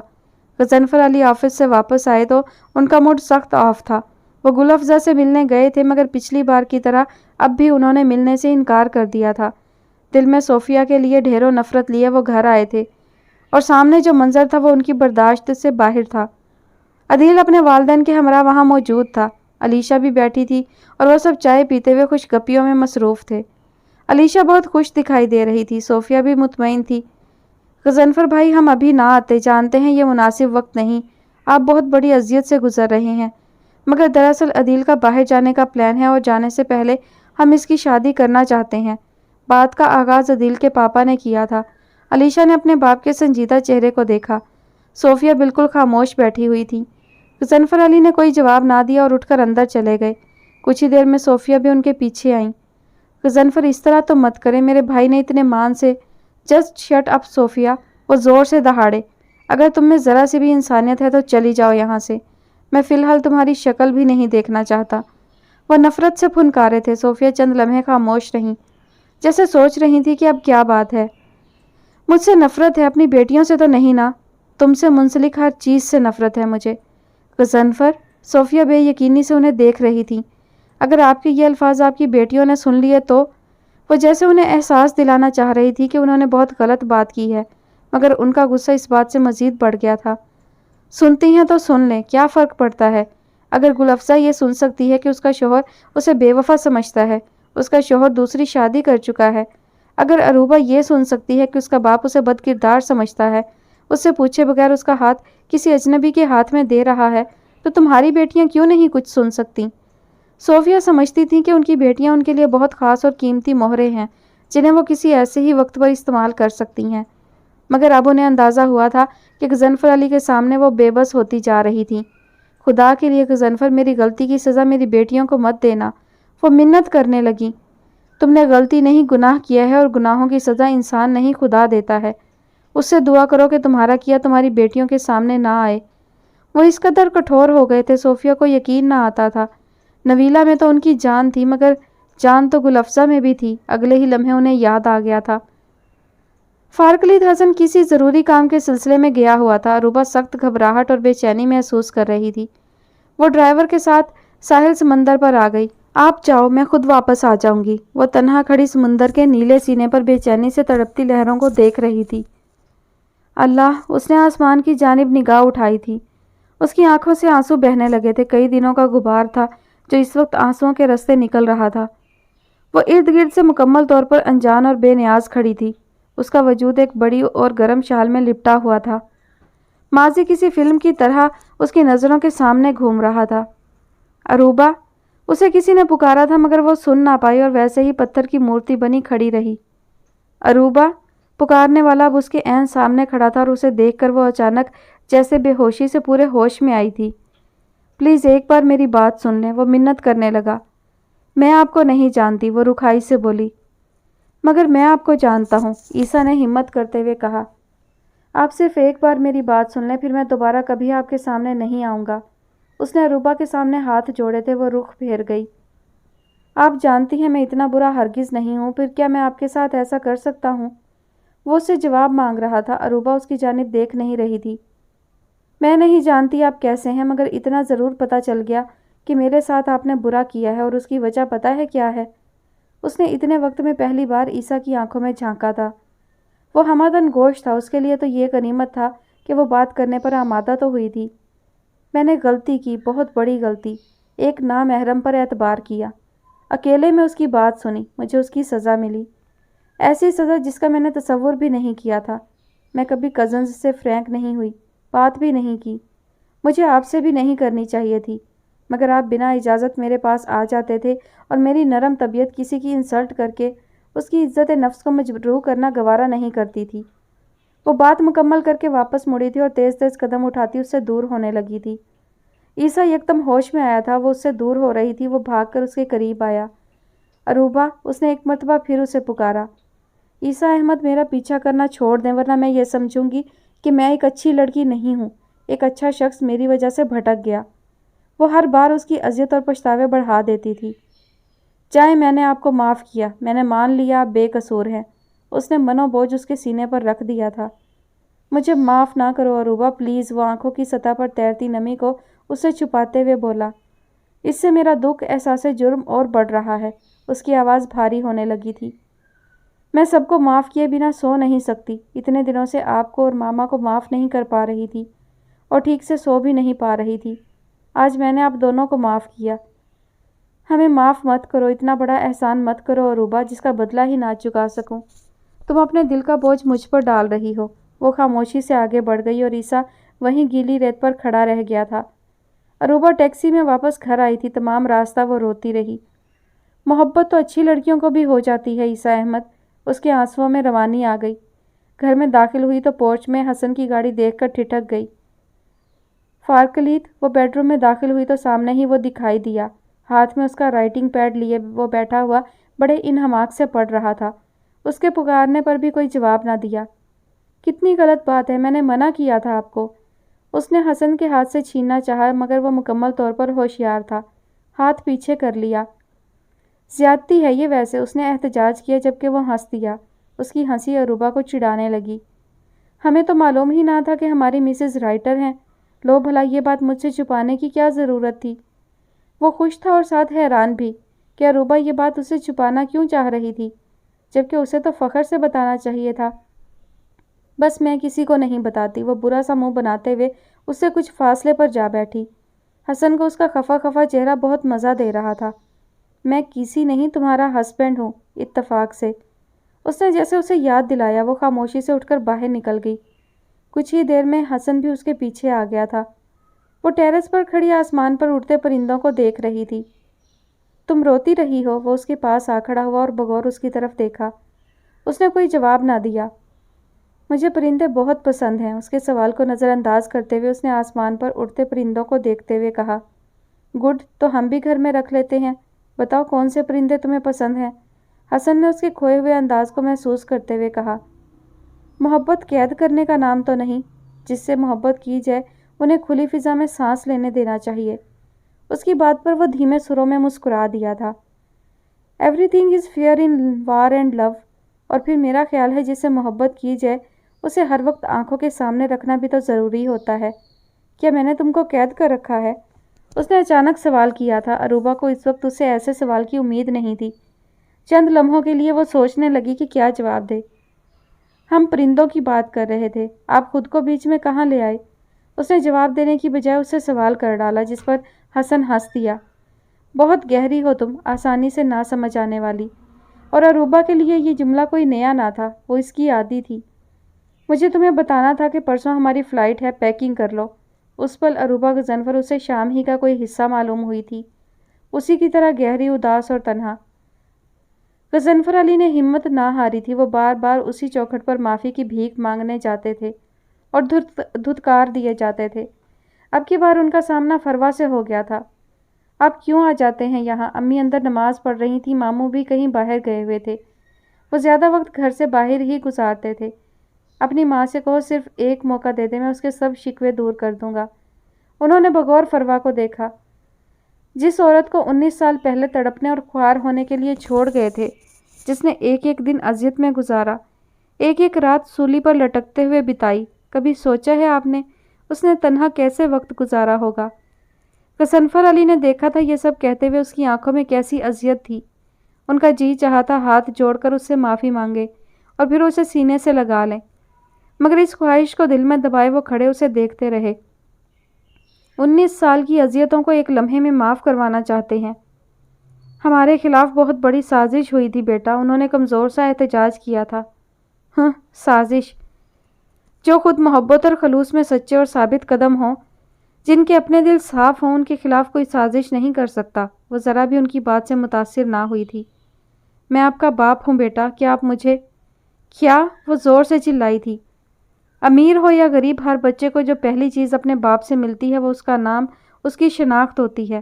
مجھے تو وہ بھی نہ ملا آپ سے۔ آپ کیسے کہہ سکتے ہیں آپ میرے باپ ہیں؟ اس نے انتہائی دکھ سے کہا تھا۔ شرم کے مارے غضنفر علی کا جی چاہا زمین پھٹے اور وہ اس میں سما جائیں۔ ماما، ماما! اسی وقت مصعب چھوٹے چھوٹے قدم اٹھاتا ہوا اس کے پاس آ گیا۔ غضنفر علی حیرت سے کبھی اسے تو کبھی ننھے مصعب کو دیکھ رہے تھے۔ جی بیٹا، اس نے آگے بڑھ کر اسے اٹھا لیا۔ ماما! غضنفر علی کو حیرت کا شدید جھٹکا لگا تھا۔ ان کا دل اس حقیقت کو ماننے سے سخت انکاری تھا۔ یہ بچہ کون ہے؟ انہوں نے پوچھا۔ نکاح کے وقت اسے موسیٰ علی کی گود میں دیکھ کر انہیں شک تو ہوا تھا۔ میرے شوہر کا بیٹا ہے اور اب میرا بھی، اس نے کسی روٹین کی طرح جواب دیا۔ جس کے لیے اس کے باپ نے دوسری شادی کی، ان کی پہلی بیوی اس دنیا میں نہیں ہے۔ غضنفر علی کے پاس جیسے الفاظ ختم ہو چکے تھے۔ ایک شادی شدہ مرد سے کیوں شادی کی آپ کی ماما نے؟ انہوں نے پوچھا، اور ان کا یہ پوچھنا غضب ثابت ہوا۔ آپ کو کیا لگتا ہے ایک تنہا غریب عورت کی بیٹی کو بیاہنے کوئی بزنس مین یا کوئی ڈاکٹر انجینئر آتے؟ امیر تو میرے ہسبینڈ بھی بہت ہیں، مگر وہ اپنے بیٹے اور مرحومہ بیوی سے بہت محبت کرتے ہیں۔ وہ باہر نکل گئی۔ غضنفر علی کے پاس نہ تو الفاظ تھے اور نہ ہی حق اور اختیار تھا کہ اسے روکتے، سو خاموشی سے اسے جاتا دیکھتے رہے۔ موسیٰ آفس سے آیا تو کمرے میں داخل ہوتے ہی ٹھٹک کر رک گیا۔ سامنے بیڈ پر فروا اور مصعب سو رہے تھے۔ मसब उसके बाजू पर सर रखे सो रहा था। मूसा खामोशी से आगे बढ़ गया। फ्रेश होकर वो किचन में चला गया, अपने लिए चाय बनाकर लाया और सोफे पर बैठ गया। जिंदगी कितनी अजीब चीज़ है। वो फरवा और मसब को देख रहा था। काश अनीसा तुम ना जाती और तुम्हारी जगह फरवा चली जाती। उसके मोबाइल पर कॉल आने लगी थी। वो तेज़ी से अपनी जगह से उठा। मोबाइल साइड टेबल पर पड़ा था। वो उठाने के लिए झुका। फरवा की आंख खुल गई थी। मूसा को देखकर वो तेज़ी से उठी थी। वो मोबाइल उठाकर वापस अपनी जगह पर जा बैठा। वो वॉशरूम चली गई। वापस आई तो मूसा चाय पी रहा था। मोबाइल उसके सामने मेज़ पर पड़ा था। वो बाहर की जानिब बढ़ी। सुनो फरवा। वो गैर इरादी तौर पर उसे पुकार बैठा। वो रुक गई और पलटकर उसकी जानिब देखा, मगर मुंह से कुछ ना बोली। चाय पियोगी? उसने पूछा और फिर खुद ही हैरान होने लगा कि वो उसे क्यों बुला रहा है। नहीं शुक्रिया। वो फिर दरवाजे की जानिब बढ़ी। अब की बार मूसा तेज़ी से उसके करीब आया था। यहाँ आओ, मेरी बात सुनो। वो ज़बरदस्ती उसका हाथ पकड़कर उसे वापस लाया और सोफे पर बिठा दिया और ख़ुद भी उसके सामने बैठ गया। आई एम सॉरी, मुझे तुमसे इस तरह बिहेव नहीं करना चाहिए था। उसने माफ़ी मांगी थी। बहुत अच्छा हुआ कि आपने मुझे बता दिया कि मेरी क्या औकात है आपकी नज़र में। लेकिन आप परेशान मत हो। मैंने ना तो अम्मी को कुछ बताया है, ना ही बताऊंगी, क्योंकि मैं उन्हें दुखी नहीं करना चाहती। और दूसरी बात, वो चंद लम्हे सांस लेने को रुकी थी। मूसा बगौर उसके तने हुए नकूश देख रहा था। जितने आप इस शादी से नाखुश हैं, उतनी ही मैं भी नाखुश हूँ। उसने अपनी इंसल्ट का बदला लिया था। तुमसे किसने कहा मैं नाखुश हूँ? मूसा ने पहली मर्तबा उसको गौर से देखा था। वो कम उम्र और खुश शक्ल होने के साथ खुदसर और ज़िद्दी लग रही थी। जैसे आपको अपने बेटे के लिए फुल टाइम मुलाजमा चाहिए थी, एक ऐसी केयर टेकर अम्मी को मेरे लिए एक फुल टाइम गार्ड चाहिए था। सो उन्होंने आपको मेरे लिए सिलेक्ट किया। वो मेरे लिए हमेशा बेहतर फ़ैसला करती हैं, क्योंकि वो मुझसे बहुत प्यार करती हैं। उसके खफा अंदाज और बातों पर वो ज़ेरे लब मुस्कुरा दिया था। अभी तक तो मुझे इस फैसले में कोई अच्छाई नज़र नहीं आ रही, मगर क्योंकि ये मेरी अम्मी का फ़ैसला है, मुझे इसे निभाना है। इसीलिए मैं खुद आ गई हूँ। वो उसके करीब से उठ रही थी। मूसा अली फ़ौरन उसके करीब आया। तो तुम लड़ाई का मूड बना कर आई हो? मुझे झगड़ालू औरतें बिल्कुल पसंद नहीं हैं। बीवियों को पाँव की जूती समझने वाले मर्द मुझे जहर लगते हैं। वो दू बदू बोली। मैंने कब ऐसा कहा? वो हैरान हुआ था। बस मुंह से कहने की कसर बाकी है। कह लें वो भी। वो तंज के निश्तर छोड़ने लगी थी। मूसा ने फिलवक्त खामोशी में ही आफियत जानी। कुछ गौर करने पर उसे मालूम हुआ था कि गलती उसकी भी है। गजनफर ने कुछ सोचते हुए अलीशा और अदील के रिश्ते के लिए हाँ कह दी थी। उसके अगले ही दिन नवीला का रिश्ता लेकर ईसा अहमद के वालिदैन आए थे। नवीला के तो पाँव ज़मीन पर नहीं टिक रहे थे। गजनफर अली ने नवीला की मिन्नतें करने और खुदकुशी की धमकियां देने पर हाँ कर दी थी। अदील ने बाहर जाना था, इसीलिए उसी हफ्ते उनकी शादी तय पा गई। नवीला को अभी तक यकीन नहीं आ रहा था कि वो मिसिज ईसा बन चुकी है। रुखसती के वक्त वो ज़रा भी नहीं रोई थी। ईसा अहमद उसे घर की बजाय होटल में ले आया था, जहां उसने कमरा रिजर्व करवा रखा था। उसकी हमराही में चलती हुई वो कमरे में दाखिल हुई थी। ईसा अहमद खामोश खड़ा था, जबकि वो बेड पर जा बैठी। ईसा अहमद खिड़की में खड़ा बाहर देख रहा था। मैंने आपको माफ़ किया। भीगा लहजा उसके कानों में गूंजा था। आप बुरे नहीं हैं, लेकिन आपने मेरे साथ बुरा किया है। उसे सिसकियां सुनाई दे रही थी। उसके अंदर शदीद नफ़रत का एहसास भरा था। उसने गर्दन घुमाकर सर झुकाकर बैठी नवीला को देखा था।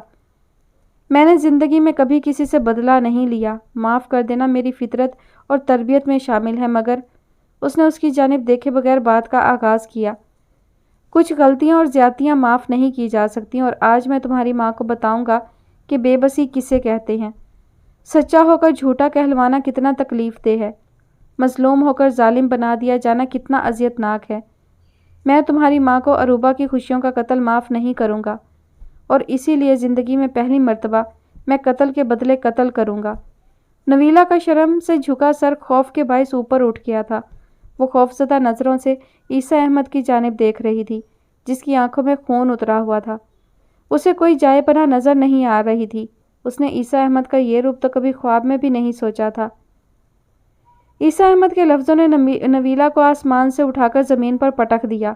वो समझ ना सकी थी कि वो क्या कह रहा है, या शायद वो समझना ही नहीं चाहती थी। अभी तो उसकी आंखों ने ईसा के ख्वाब देखना शुरू किए थे। अभी तो दिल से ये खुशी संभाले ना संभल रही थी कि वो उसका हो चुका है, और वो भी हमेशा के लिए। عیسیٰ احمد کی آواز اسے خیالوں کی دنیا سے ہوش میں کھینچ لائی تھی، ایسی جگہ پر جہاں چار سو کانٹے ہی کانٹے اگے ہوئے تھے، اور اب وہ اسے پر ننگے پاؤں چلنے کو کہہ رہا تھا۔ تمہاری ماں نے کیا سمجھا تھا کہ وہ خدا ہے اور اسے کبھی بھی کسی بھی زندگی کا فیصلہ مرضی سے کرنے کی اجازت اور اختیار ہے؟ وہ غیظ و غضب کے عالم میں بول رہا تھا، جبکہ نویلا کسی مجرم کی طرح خاموش بس اسے سننے پر مجبور تھی، اور کچھ بولنے کی تو وہ ویسے بھی اس کے دل میں خواہش نہیں ہو رہی تھی۔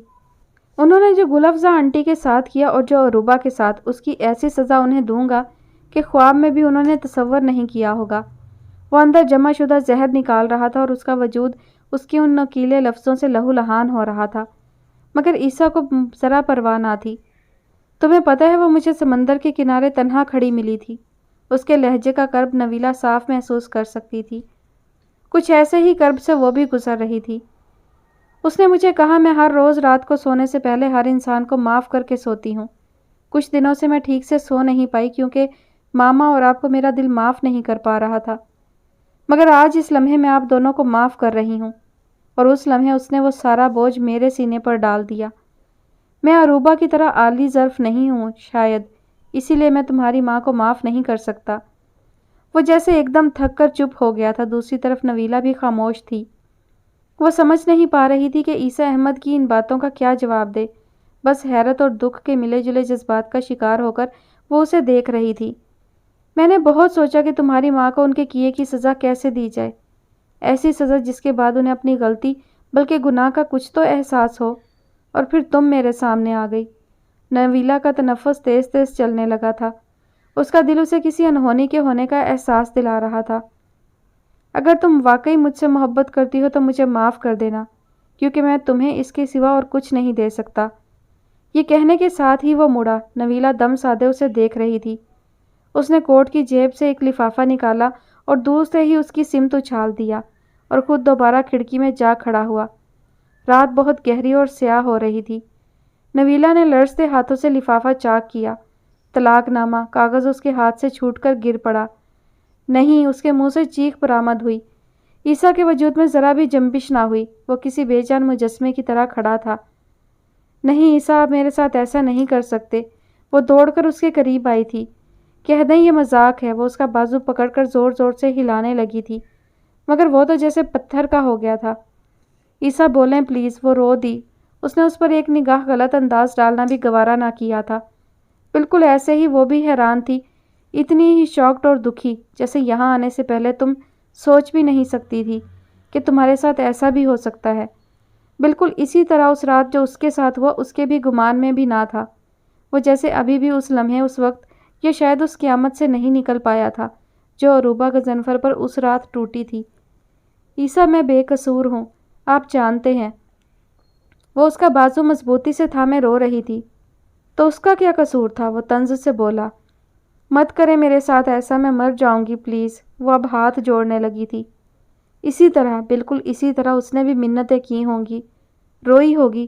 میں تو وہاں سے چلا گیا تھا، مگر اس وقت کی اس کی تکلیف اور اذیت یاد کر کے میرا جی چاہتا ہے سب کو ختم کر دوں۔ کتنی بے بسی محسوس کی ہوگی اس نے۔ وہ لمحہ بھر کو خاموش ہو گیا تھا۔ نویلا کے رونے میں روانی آ گئی تھی، مگر اسے اس وقت نویلا نہیں عروبہ نظر آ رہی تھی۔ اس کے آنسو اور سسکیاں سنائی دے رہی تھیں۔ رہی بات مرنے کی، تو کوئی کسی کے بغیر نہیں مرتا۔ اگر گل افزا اپنے محبوب شوہر غضنفر علی کو کھو کر زندہ ہیں، اگر میں عروبہ کو کھو کر زندہ ہوں، تو تم بھی نہیں مرو گی۔ ہاں، تمہاری ماں کا نہیں پتا مجھے تمہاری حالت اور دکھ دیکھ کر پل پر مرے اور انہیں کچھ احساس ہو۔ نویلا اس کے قدموں میں بیٹھ گئی تھی۔ اس نے ہاتھ اس کے پاؤں پر رکھ دیے تھے۔ ڈونٹ بی سلی نویلا، اٹھو یہاں سے۔ اس نے پاؤں چھڑانے کی کوشش کی، مگر وہ چھوڑنے پر آمادہ نہ تھی۔ عیسیٰ احمد نیچے جھکا تو نظر اس کے سفید حنائی ہاتھوں پر گئی۔ اس نے اسے شانوں سے پکڑ کر اٹھایا۔ عیسیٰ، مجھ پر رحم کریں۔ اگر ماما نے بے گناہوں پر ظلم کیا تو کیا آپ مجھے میرا قصور بتائیں گے جس کی سزا دے رہے ہیں؟ مجھے عمر بھر کا روک لگا رہے ہیں۔ پلیز اپنا فیصلہ بدل لیں۔ وہ زاروں قطار رو رہی تھی۔ میں طلاق نامے پر سائن کر چکا ہوں، میرا فیصلہ نہیں بدل سکتا۔ اس نے ہاتھ نویلا کے کندھوں سے ہٹائے تھے۔ آپ میں اور میری ماما میں کیا فرق ہے؟ بتائیں مجھے۔ ایسا کرنے سے آپ کو کیا حاصل ہوگا؟ پلیز عیسیٰ، میں آپ کی نوکرانی بن کر رہوں گی۔ آپ چاہیں مجھے ماریں، گالیاں دیں، میں کسی کو نہیں بتاؤں گی۔ مگر مجھے اپنی زندگی سے مت نکالیں۔ وہ ایک مرتبہ پھر اس کے سامنے ہاتھ جوڑے کھڑی تھی، فریاد کر رہی تھی، نہ تو عورت پر ہاتھ اٹھانا میری تربیت میں شامل ہے اور نہ ہی گالیاں دینا۔ وہ اب جا کر صوفے پر بیٹھ گیا تھا، جیب سے سگریٹ اور لائٹر نکالا۔ نویلا وہیں کارپیٹ پر بیٹھ گئی تھی۔ تمام رات وہ روتی رہی اور عیسیٰ سگریٹ پھونکتا رہا۔ تمام رات نویلا نے دعائیں کی تھی کہ دن نہ نکلے، کیونکہ کل کا سورج اسے ہمیشہ کے لیے عیسیٰ احمد سے جدائی کی خبر سنائے گا۔ مگر اس کی لاکھ خواہش اور دعا کے باوجود دن نکل آیا تھا۔ چلو تمہیں گھر چھوڑاؤں۔ وہ کارپیٹ پر گھٹنوں میں سر دیے بیٹھی تھی، اس کی آواز پر بھی سیدھی نہ ہوئی۔ نویلا اٹھ جاؤ، میرے پاس زیادہ ٹائم نہیں ہے۔ وہ اس کے قریب آ کر کھڑا ہو گیا تھا۔ نویلا اٹھی مگر اس نے عیسیٰ احمد کی جانب نہیں دیکھا۔ وہ کھڑا اسی کو دیکھ رہا تھا، شدت گریہ سے سرخ ہوتی آنکھوں۔ اس کا لٹا پٹا انداز لمحہ بھر کو عیسیٰ کو پشیمانیوں میں گھیرنے لگا۔ اگلے ہی لمحے عروبہ کا چہرہ اس کی نظروں کے سامنے گھوم گیا۔ اس نے آگے بڑھ کر طلاق نامہ اٹھایا اور اسے خالی لفافے میں ڈالنے لگا۔ اس کے پیچھے چلتی ہوئی وہ پارکنگ تک آئی تھی۔ صرف ایک رات میں اس کے تمام خواب ٹوٹے تھے، جن کی کرچیوں سے اس کا پورا وجود لہو لہان تھا۔ یہ لیتی جاؤ۔ وہ گھر کے سامنے اترنے لگی جب عیسیٰ کی آواز سن کر مڑی اور خاکی لفافہ اس کے ہاتھ میں پکڑا دیا۔ اس پہلے اور آخری تحفے کا شکریہ۔ میں جانتی ہوں دوبارہ کبھی آپ سے ملاقات نہ ہو سکے گی، اس لیے اس کی آنکھوں سے ایک تواتر سے آنسو بہہ رہے تھے۔ میں آپ سے یہ کہنا چاہتی ہوں کہ آپ یہ سمجھتے ہیں عروبہ نے آپ کو معاف کر کے بہت بڑا احسان کیا، حالانکہ میرے خیال میں آپ کا تو کوئی قصور ہی نہیں اس کے معاملے میں، مگر مجھ پر آپ نے بہت بڑا ظلم کیا۔ آپ نے مجھے قتل کر دیا۔ آپ کے سامنے نویلا کی لاش پڑی ہے اور یہ لاش اپنے قاتل کو معاف کرتی ہے۔ ضمیر پر کوئی بوجھ لے کر مت جائیے گا، بس اتنا بتا دیں۔ اس کا چہرہ آنسوؤں سے تر تھا، لب کپ کپا رہے تھے۔ عیسیٰ لب بھینچے بیٹھا تھا۔ عروبہ کے ساتھ جو بھی ماما نے کیا، اسے پھر بھی ایک شخص بہت محبت اور مان سے بیاہ کر لے گیا۔ یقیناً اس کا خیال رکھتا ہوگا، اس کے آنسو پوंچھتا ہوگا۔ میرے تو آنسو پوंچھنے والا بھی کوئی نہیں، میرا درد کون سنے گا؟ وہ چہرہ دونوں ہاتھوں میں چھپا کر پھوٹ پھوٹ کر رونے لگی تھی۔ عیسیٰ خاموش بیٹھا اس کے گاڑی سے اترنے کا منتظر تھا۔ میں نے کبھی عروبہ کا برا نہیں چاہا تھا، کبھی آپ سے اپنی محبت کا اظہار نہیں کیا تھا جب تک عروبہ آپ کی زندگی میں تھی۔ پھر بھی آپ نے ساری سزا مجھے دے دی۔ پھر بھی میں آپ کے لیے دعا کروں گی۔ وہ گاڑی سے نیچے اتر گئی تھی۔ عیسیٰ احمد چند ثانیے وہیں کھڑا رہا تھا۔ جیسے ہی گیٹ کھلا اس نے گاڑی آگے بڑھا لی۔ غضنفر علی بیٹیوں کی رخصتی کے بعد بہت بے چینی اور گھبراہٹ محسوس کرنے لگے تھے۔ وہ صوفیہ کو بتائے بغیر خاموشی سے گھر سے نکل آئے تھے۔ ان کا رخ گل افزا کے گھر کی جانب تھا۔ ہر بار اس امید پر جاتے تھے کہ شاید اس بار انہیں معافی مل جائے۔ گیٹ کھلا ہوا تھا، وہ سیدھے انیکسی میں آ گئے۔ انہوں نے شکر ادا کیا کہ فروا وہاں نہیں تھی، ورنہ وہ کبھی انہیں ماں سے ملنے نہ دیتی، نہ ہی اس کے ماموں دکھائی دیے۔ گل افزا، وہ ان کے سر پر پہنچ چکے تھے۔ وہ چائے پی رہی تھی۔ اچانک غضنفر علی کو سامنے دیکھ کر چائے کا مگ ان کے ہاتھ میں چھلک گیا اور کچھ چائے ان کے ہاتھ پر گر پڑی۔ دھیان سے، کیا کر رہی ہو؟ وہ تیزی سے قریب آئے۔ انہوں نے کوئی جواب نہ دیا۔ تمہارا ہاتھ جل گیا ہے، اس پر کچھ لگا لو، وہ ہمدردی سے بولے۔ ضرورت نہیں ہے، انہوں نے مختصر جواب دیا۔ کیا میں ادھر بیٹھ جاؤں؟ انہوں نے کرسی کی جانب اشارہ کیا۔ گل افزا نے سر ہلانے پر اکتفا کیا۔ غضنفر علی بے حد خوش ہوئے تھے کہ چلو بیٹھنے کی اجازت مل گئی تو بات بھی سن ہی لے گی۔ گل افزا، میں تم سے، میرا نام ساجدہ ہے، وہ سختی سے ٹوک گئی تھی۔ غضنفر علی خاموشی سے ان کا چہرہ دیکھنے لگے، جس پر اجنبیت ہی اجنبیت تھی۔ کہیں سے بھی نہیں لگتا تھا کہ ان میں کوئی شناسائی بھی کبھی تھی۔ گل افزا بہت سال پہلے مر گئی تھی، میں صرف عروبہ اور فروا کی ماں ہوں۔ انہوں نے چائے کے کپ پر انگلیاں پھیرنا شروع کر دی تھی۔ غضنفر بالکل خاموش بیٹھے تھے۔ انہیں گل افزا سے بات کرنی تھی، اس کی بات سننا بہت اچھا لگ رہا تھا، چاہے وہ کچھ بھی کہے۔ چلو بات تو کر رہی تھی نا۔ تمہیں مجھے بتانا چاہیے تھا کہ فروا میری بیٹی ہے۔ نہ چاہتے ہوئے بھی وہ کہہ گئے، اور اس لمحے جیسے حیرت سے گل افزا نے ان کی طرف دیکھا تو وہ شرمسار تو ہوئے مگر نگاہیں نہ جھکائیں کہ کیا پتہ وہ دوبارہ اس کی طرف کبھی دیکھے بھی کہ نہیں۔ بہتر ہوگا کہ پرانے حساب نہ کھولیں، وہ منع کرنے لگی۔ تمہیں تو یہ دکھ ہے نا کہ تمہارے ساتھ سسرال والوں نے زیادتی کی، مگر میں وہ بد نصیب ہوں گل افزا کہ جسے برباد کرنے میں سگی بہن اور ماں کا ہاتھ ہے۔ غضنفر علی کے پچھتاوے اپنی کھوئی ہوئی محبت کو سامنے پا کر شاید اور گہرے ہو جاتے تھے۔ اس وقت بھی وہ انتہائی دکھ کی کیفیت میں بول رہے تھے۔ میرے بھائی جان آنے والے ہیں، بہتر ہوگا آپ یہاں سے چلے جائیں۔ وہ اس عورت کے حوصلے اور ظرف کی داد دیے بغیر نہ رہ سکے تھے۔ وہ کتنے آرام اور حوصلے کے ساتھ اس شخص کے سامنے بیٹھی تھی، بہت سکون سے جواب دے رہی تھی۔ گل افزا، میں یہ نہیں کہتا کہ مجھے ابھی معاف کر دو، چاہو تو کبھی معاف نہ کرنا، مگر پلیز مجھے یہاں آنے سے مت روکا کرو۔ وہ ملتجی لہجے میں بولا تھا۔ وہ کوئی جواب نہ دے سکی، نگاہیں جھکائے وہ چائے کی سطح کو گھورنے لگی۔ انہیں آج بھی یاد تھا کہ وہ اس شخص کی کتنی دیوانی تھی، کتنا چاہتی تھی انہیں، کیسے بھائیوں کی مخالفت مول لے کر انہوں نے اسے شریک سفر بنایا تھا، مگر اس شخص نے کیا کیا ان کے ساتھ۔ ایک شرط پر وہ کچھ سوچتے ہوئے بولی، کہو مجھے تمہاری ہر شرط منظور ہے۔ وہ جھٹ سے بولے، جیسے بات سنے بغیر بھی ان کا دل اب گل افزا کی ہر بات کا اقرار کرتا تھا، کسی بات سے منع نہیں کرتا تھا۔ ایک بار تمہاری بات نہیں مانی، آج تک پچھتا رہا ہوں، دوبارہ نہیں پچھتانا چاہتا۔ وہ مزید گویا ہوئے، مجھے عروبہ سے ملنا ہے، میری بیٹی ہے وہ۔ انہوں نے مزید کوئی تمہید نہ باندھی اور بغیر کسی لگی لپٹی کے ڈائریکٹ مدعا بیان کر دیا۔ ہاں ضرور، کیوں نہیں۔ وہ تھوڑا گھبرا گئے مگر جلد ہی اپنی گھبراہٹ پر قابو پا لیا۔ تو پھر آپ کل کسی بھی ٹائم اسے یہاں لے آئیں۔ وہ بولی، یہاں؟ وہ تھوڑا ہچکچائے۔ دراصل میرے لیے اسے کچھ بھی بتانا ابھی ناممکن ہے، تم اسے خود مل لو، پھر جو چاہے اسے بتانا۔ انہوں نے پروگرام ترتیب دیا۔ دراصل وہ یہ سوچ کر پریشان تھے کہ عروبہ کو یہاں کیسے لائیں گے، اور پھر گل افزا کو جب یہ پتہ چلے گا کہ وہ اس کی شادی کر چکے ہیں تو نہ جانے اس کا کیا ری ایکشن ہو۔ ٹھیک ہے بھائی جان، پرسوں اسلام آباد جا رہے ہیں کسی ضروری کام سے، میں پرسوں چلوں گی آپ کے ساتھ، مگر آپ کے گھر نہیں۔ فی الحال غضنفر علی کے لیے یہی کافی تھا کہ وہ ان کے ساتھ جانے کے لیے رضامند ہو گئی تھی۔ فکر نہیں کرو، میں گھر میں نہیں لے کر جاؤں گا تمہیں۔ غضنفر علی بہت مسرور اور شادماں دکھائی دے رہے تھے۔ انہیں ایسا محسوس ہو رہا تھا جیسے مشکل ٹلنے والی ہو، تنہائیوں، اداسیوں اور جدائیوں کے موسم گزر گئے ہوں اور گل افزا انہیں پھر سے ملنے والی ہو۔ فارکلیت حسن اور عروبہ غضنفر کی گاڑی ایئرپورٹ کی جانب رواں دواں تھی۔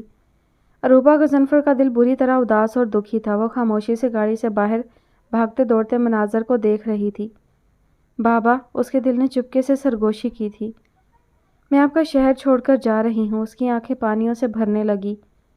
کاش میں آپ کو بتا سکتی میں آپ سے کتنا پیار کرتی ہوں۔ اس دنیا میں سب سے زیادہ، ہر ایک رشتے سے بڑھ کر۔ اس کی آنکھوں سے آنسو چھلک پڑے تھے جنہیں حسن سے چھپانے کے لیے وہ رخ پھیر گئی تھی۔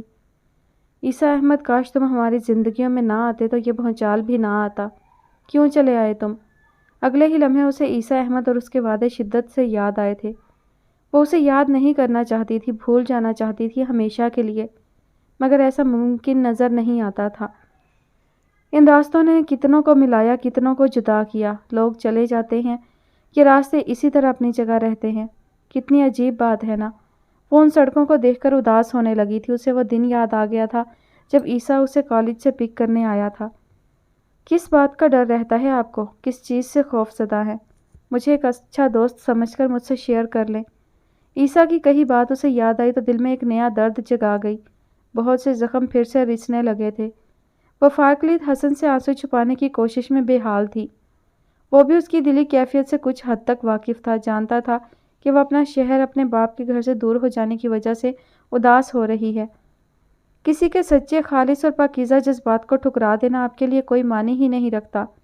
وہ اسے سمجھا رہا تھا، منتیں کر رہا تھا کہ اس کی محبت کو قبول کرے۔ وہ اس کا درد کم کرنا چاہتا تھا، اس کی آنکھوں کے آنسو مٹانا چاہتا تھا، مگر انجانے میں ہی صحیح وہ اسے ہمیشہ کے لیے آنسوؤں کے حوالے کر گیا تھا۔ عروبہ نے گہری سانس لی۔ آپ برے نہیں تھے عیسیٰ احمد، میری قسمت بری تھی، وقت برا تھا میرے لیے، اور وہ ہمیشہ رہا ہے۔ حسن اس کا ہاتھ پکڑے جہاز میں سوار ہوا تھا۔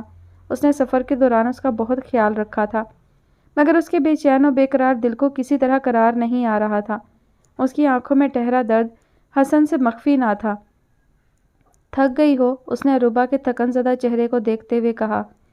جب قدموں کے نیچے سے زمین اور سر کے اوپر سے آسمان چھین جائے، انسان کو اپنا وجود خلا میں مولک محسوس ہو تو تھکنا فطری بات ہے۔ اس نے سیٹ سے سر ٹکاتے ہوئے کہا، کیا میرے آنے سے بھی تمہیں تنہائی کا احساس کم نہیں ہوا؟ حسن نے گردن گھما کر اس کی جانب دیکھا تھا۔ وہ ہنوز خاموش تھی۔ ایسا لگتا تھا وہ کوئی بات نہیں کرنا چاہتی تھی، یا شاید اس کے پاس حسن کی بات کا کوئی جواب نہیں تھا۔ وہ بڑی دیر تک اس کے جواب کا منتظر رہا۔ بالآخر اس نے عروبہ کا شانہ ہلایا تھا۔ اس نے فوراً آنکھیں کھول دیں۔ अरूबा, वो उसकी जानिब देखने लगी। हसन की आंखों में बहुत उम्मीद थी, जैसे वो उससे अपने लिए कुछ अच्छा सुनना चाहता था। वो जानती थी उसका उदास होना, परेशान होना फारकलीत हसन को बहुत परेशान करता था, मगर कुछ भी अब उसके इख्तियार में नहीं था।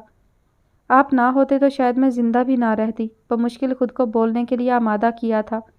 उसके अल्फाज फारकलीत हसन के दिल की सरजमीन पर ठंडी फुहार बनकर बरसे थे। वो बहुत दिल फरेबी से मुस्कुराया था। उसका मुस्कुराना अरूबा को पशेमान करने लगा था। मैं तुम्हें मरने भी नहीं दूंगा, ऐसी फजूल बात तुम दोबारा मुंह से मत निकालना, वो प्यार भरी खफगी से बोला था। अब की बार अरूबा मुस्कुराई थी। कभी कभी हसन का उसके लिए इतना केयरिंग होना उसे बहुत भाता था, मगर अगले ही लम्हे बहुत सी तल्ख यादें सहन में आकर उसे बेचैन कर देती थीं। आप बहुत अच्छे हैं, वो होले से बोली थी, और मैं बहुत बुरा बन जाऊंगा अगर तुमने अपना मूड अभी ठीक नहीं किया तो। आज तो वो उसे हैरान कर रही थी, इस तरह से उसके लिए अपने जज्बात का इजहार वो कब करती थी। कुछ देर में हसन सो गया था। वो बगौर उसके तीखे, मगरूर और खूबसूरत नकूश देख रही थी। क्या हुआ ईसा अहमद, अगर तुमने मुझे छोड़ दिया? मैं तो बहुत खुशकिस्मत हूँ, इतना अच्छा शोहर मुझे मिला, ऐसा शख्स जो मुझे उदास भी नहीं होने देता।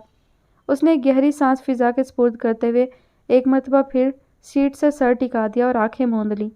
उसकी सोच का पंछी इस बार एक नई सिमत को महवे परवाज था। सोफिया बहुत खुश और मुतमईन थी। दोनों बेटियां अपने अपने घरों की हो गई थीं। जहाँ जहाँ वो शादी करना चाहती थीं वहीं उनके रिश्ते हो गए थे। ज़्यादा खुशी उन्हें नवीला की थी। उन्होंने तो ख्वाब में भी ना सोचा था कि ईसा अहमद बगैर किसी कोशिश या उनकी मिन्नत समाजत के यूँ खुद चलकर उनके दरवाजे पर आएगा। वो बहुत मसरूर और शादमां थीं। सुबह से मुलाजमों को हिदायत देकर नाश्ता बनवा रही थी। पहले वो नवीला की तरफ जाना चाहती थी। दिल में थोड़ा सा जो खदशा था वो उससे मिलकर दूर करना चाहती थी। वलीमा तो दोनों का इकट्ठा ही होगा, भाईजान ने भी यही कहा है और ईसा के वालिदैन भी कह रहे थे। उन्होंने वापस जाना है, वक्त कम है। वो लाउंज में बैठी मुलाजमों को हिदायत देने के साथ साथ प्रोग्राम से आगाह कर रही थी। गजनफर अली साहब पता नहीं सुबह सुबह कहाँ चले गए। उन्होंने चाय का सिप लिया। भाई जल्दी करो, मेरी नवीला इंतज़ार कर रही होगी मेरा, वो बोली। खुशी उनके अंग अंग से फूट रही थी। उन्हें तो ये पहले ही यकीन था कि ऐसा हो ही नहीं सकता कि कोई काम वो करना चाहें, किसी चीज़ की ख्वाहिश करें और वो उन्हें ना मिले। फिर उनकी बेटियां कैसे नामुराद रहती। माँ माँ, आवाज़ सुनकर वो गर्दन घुमाकर देखने लगी। सामने ही नवीला उजड़े वीरान हुलिये में खड़ी थी।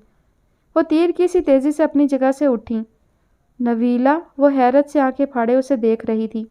उसका हुलिया इस वक्त तन्हा वापस आना उन्हें किसी अनहोनी का एहसास दिला रहा था, मगर वो ऐसा कुछ सोचना भी नहीं चाहती थी।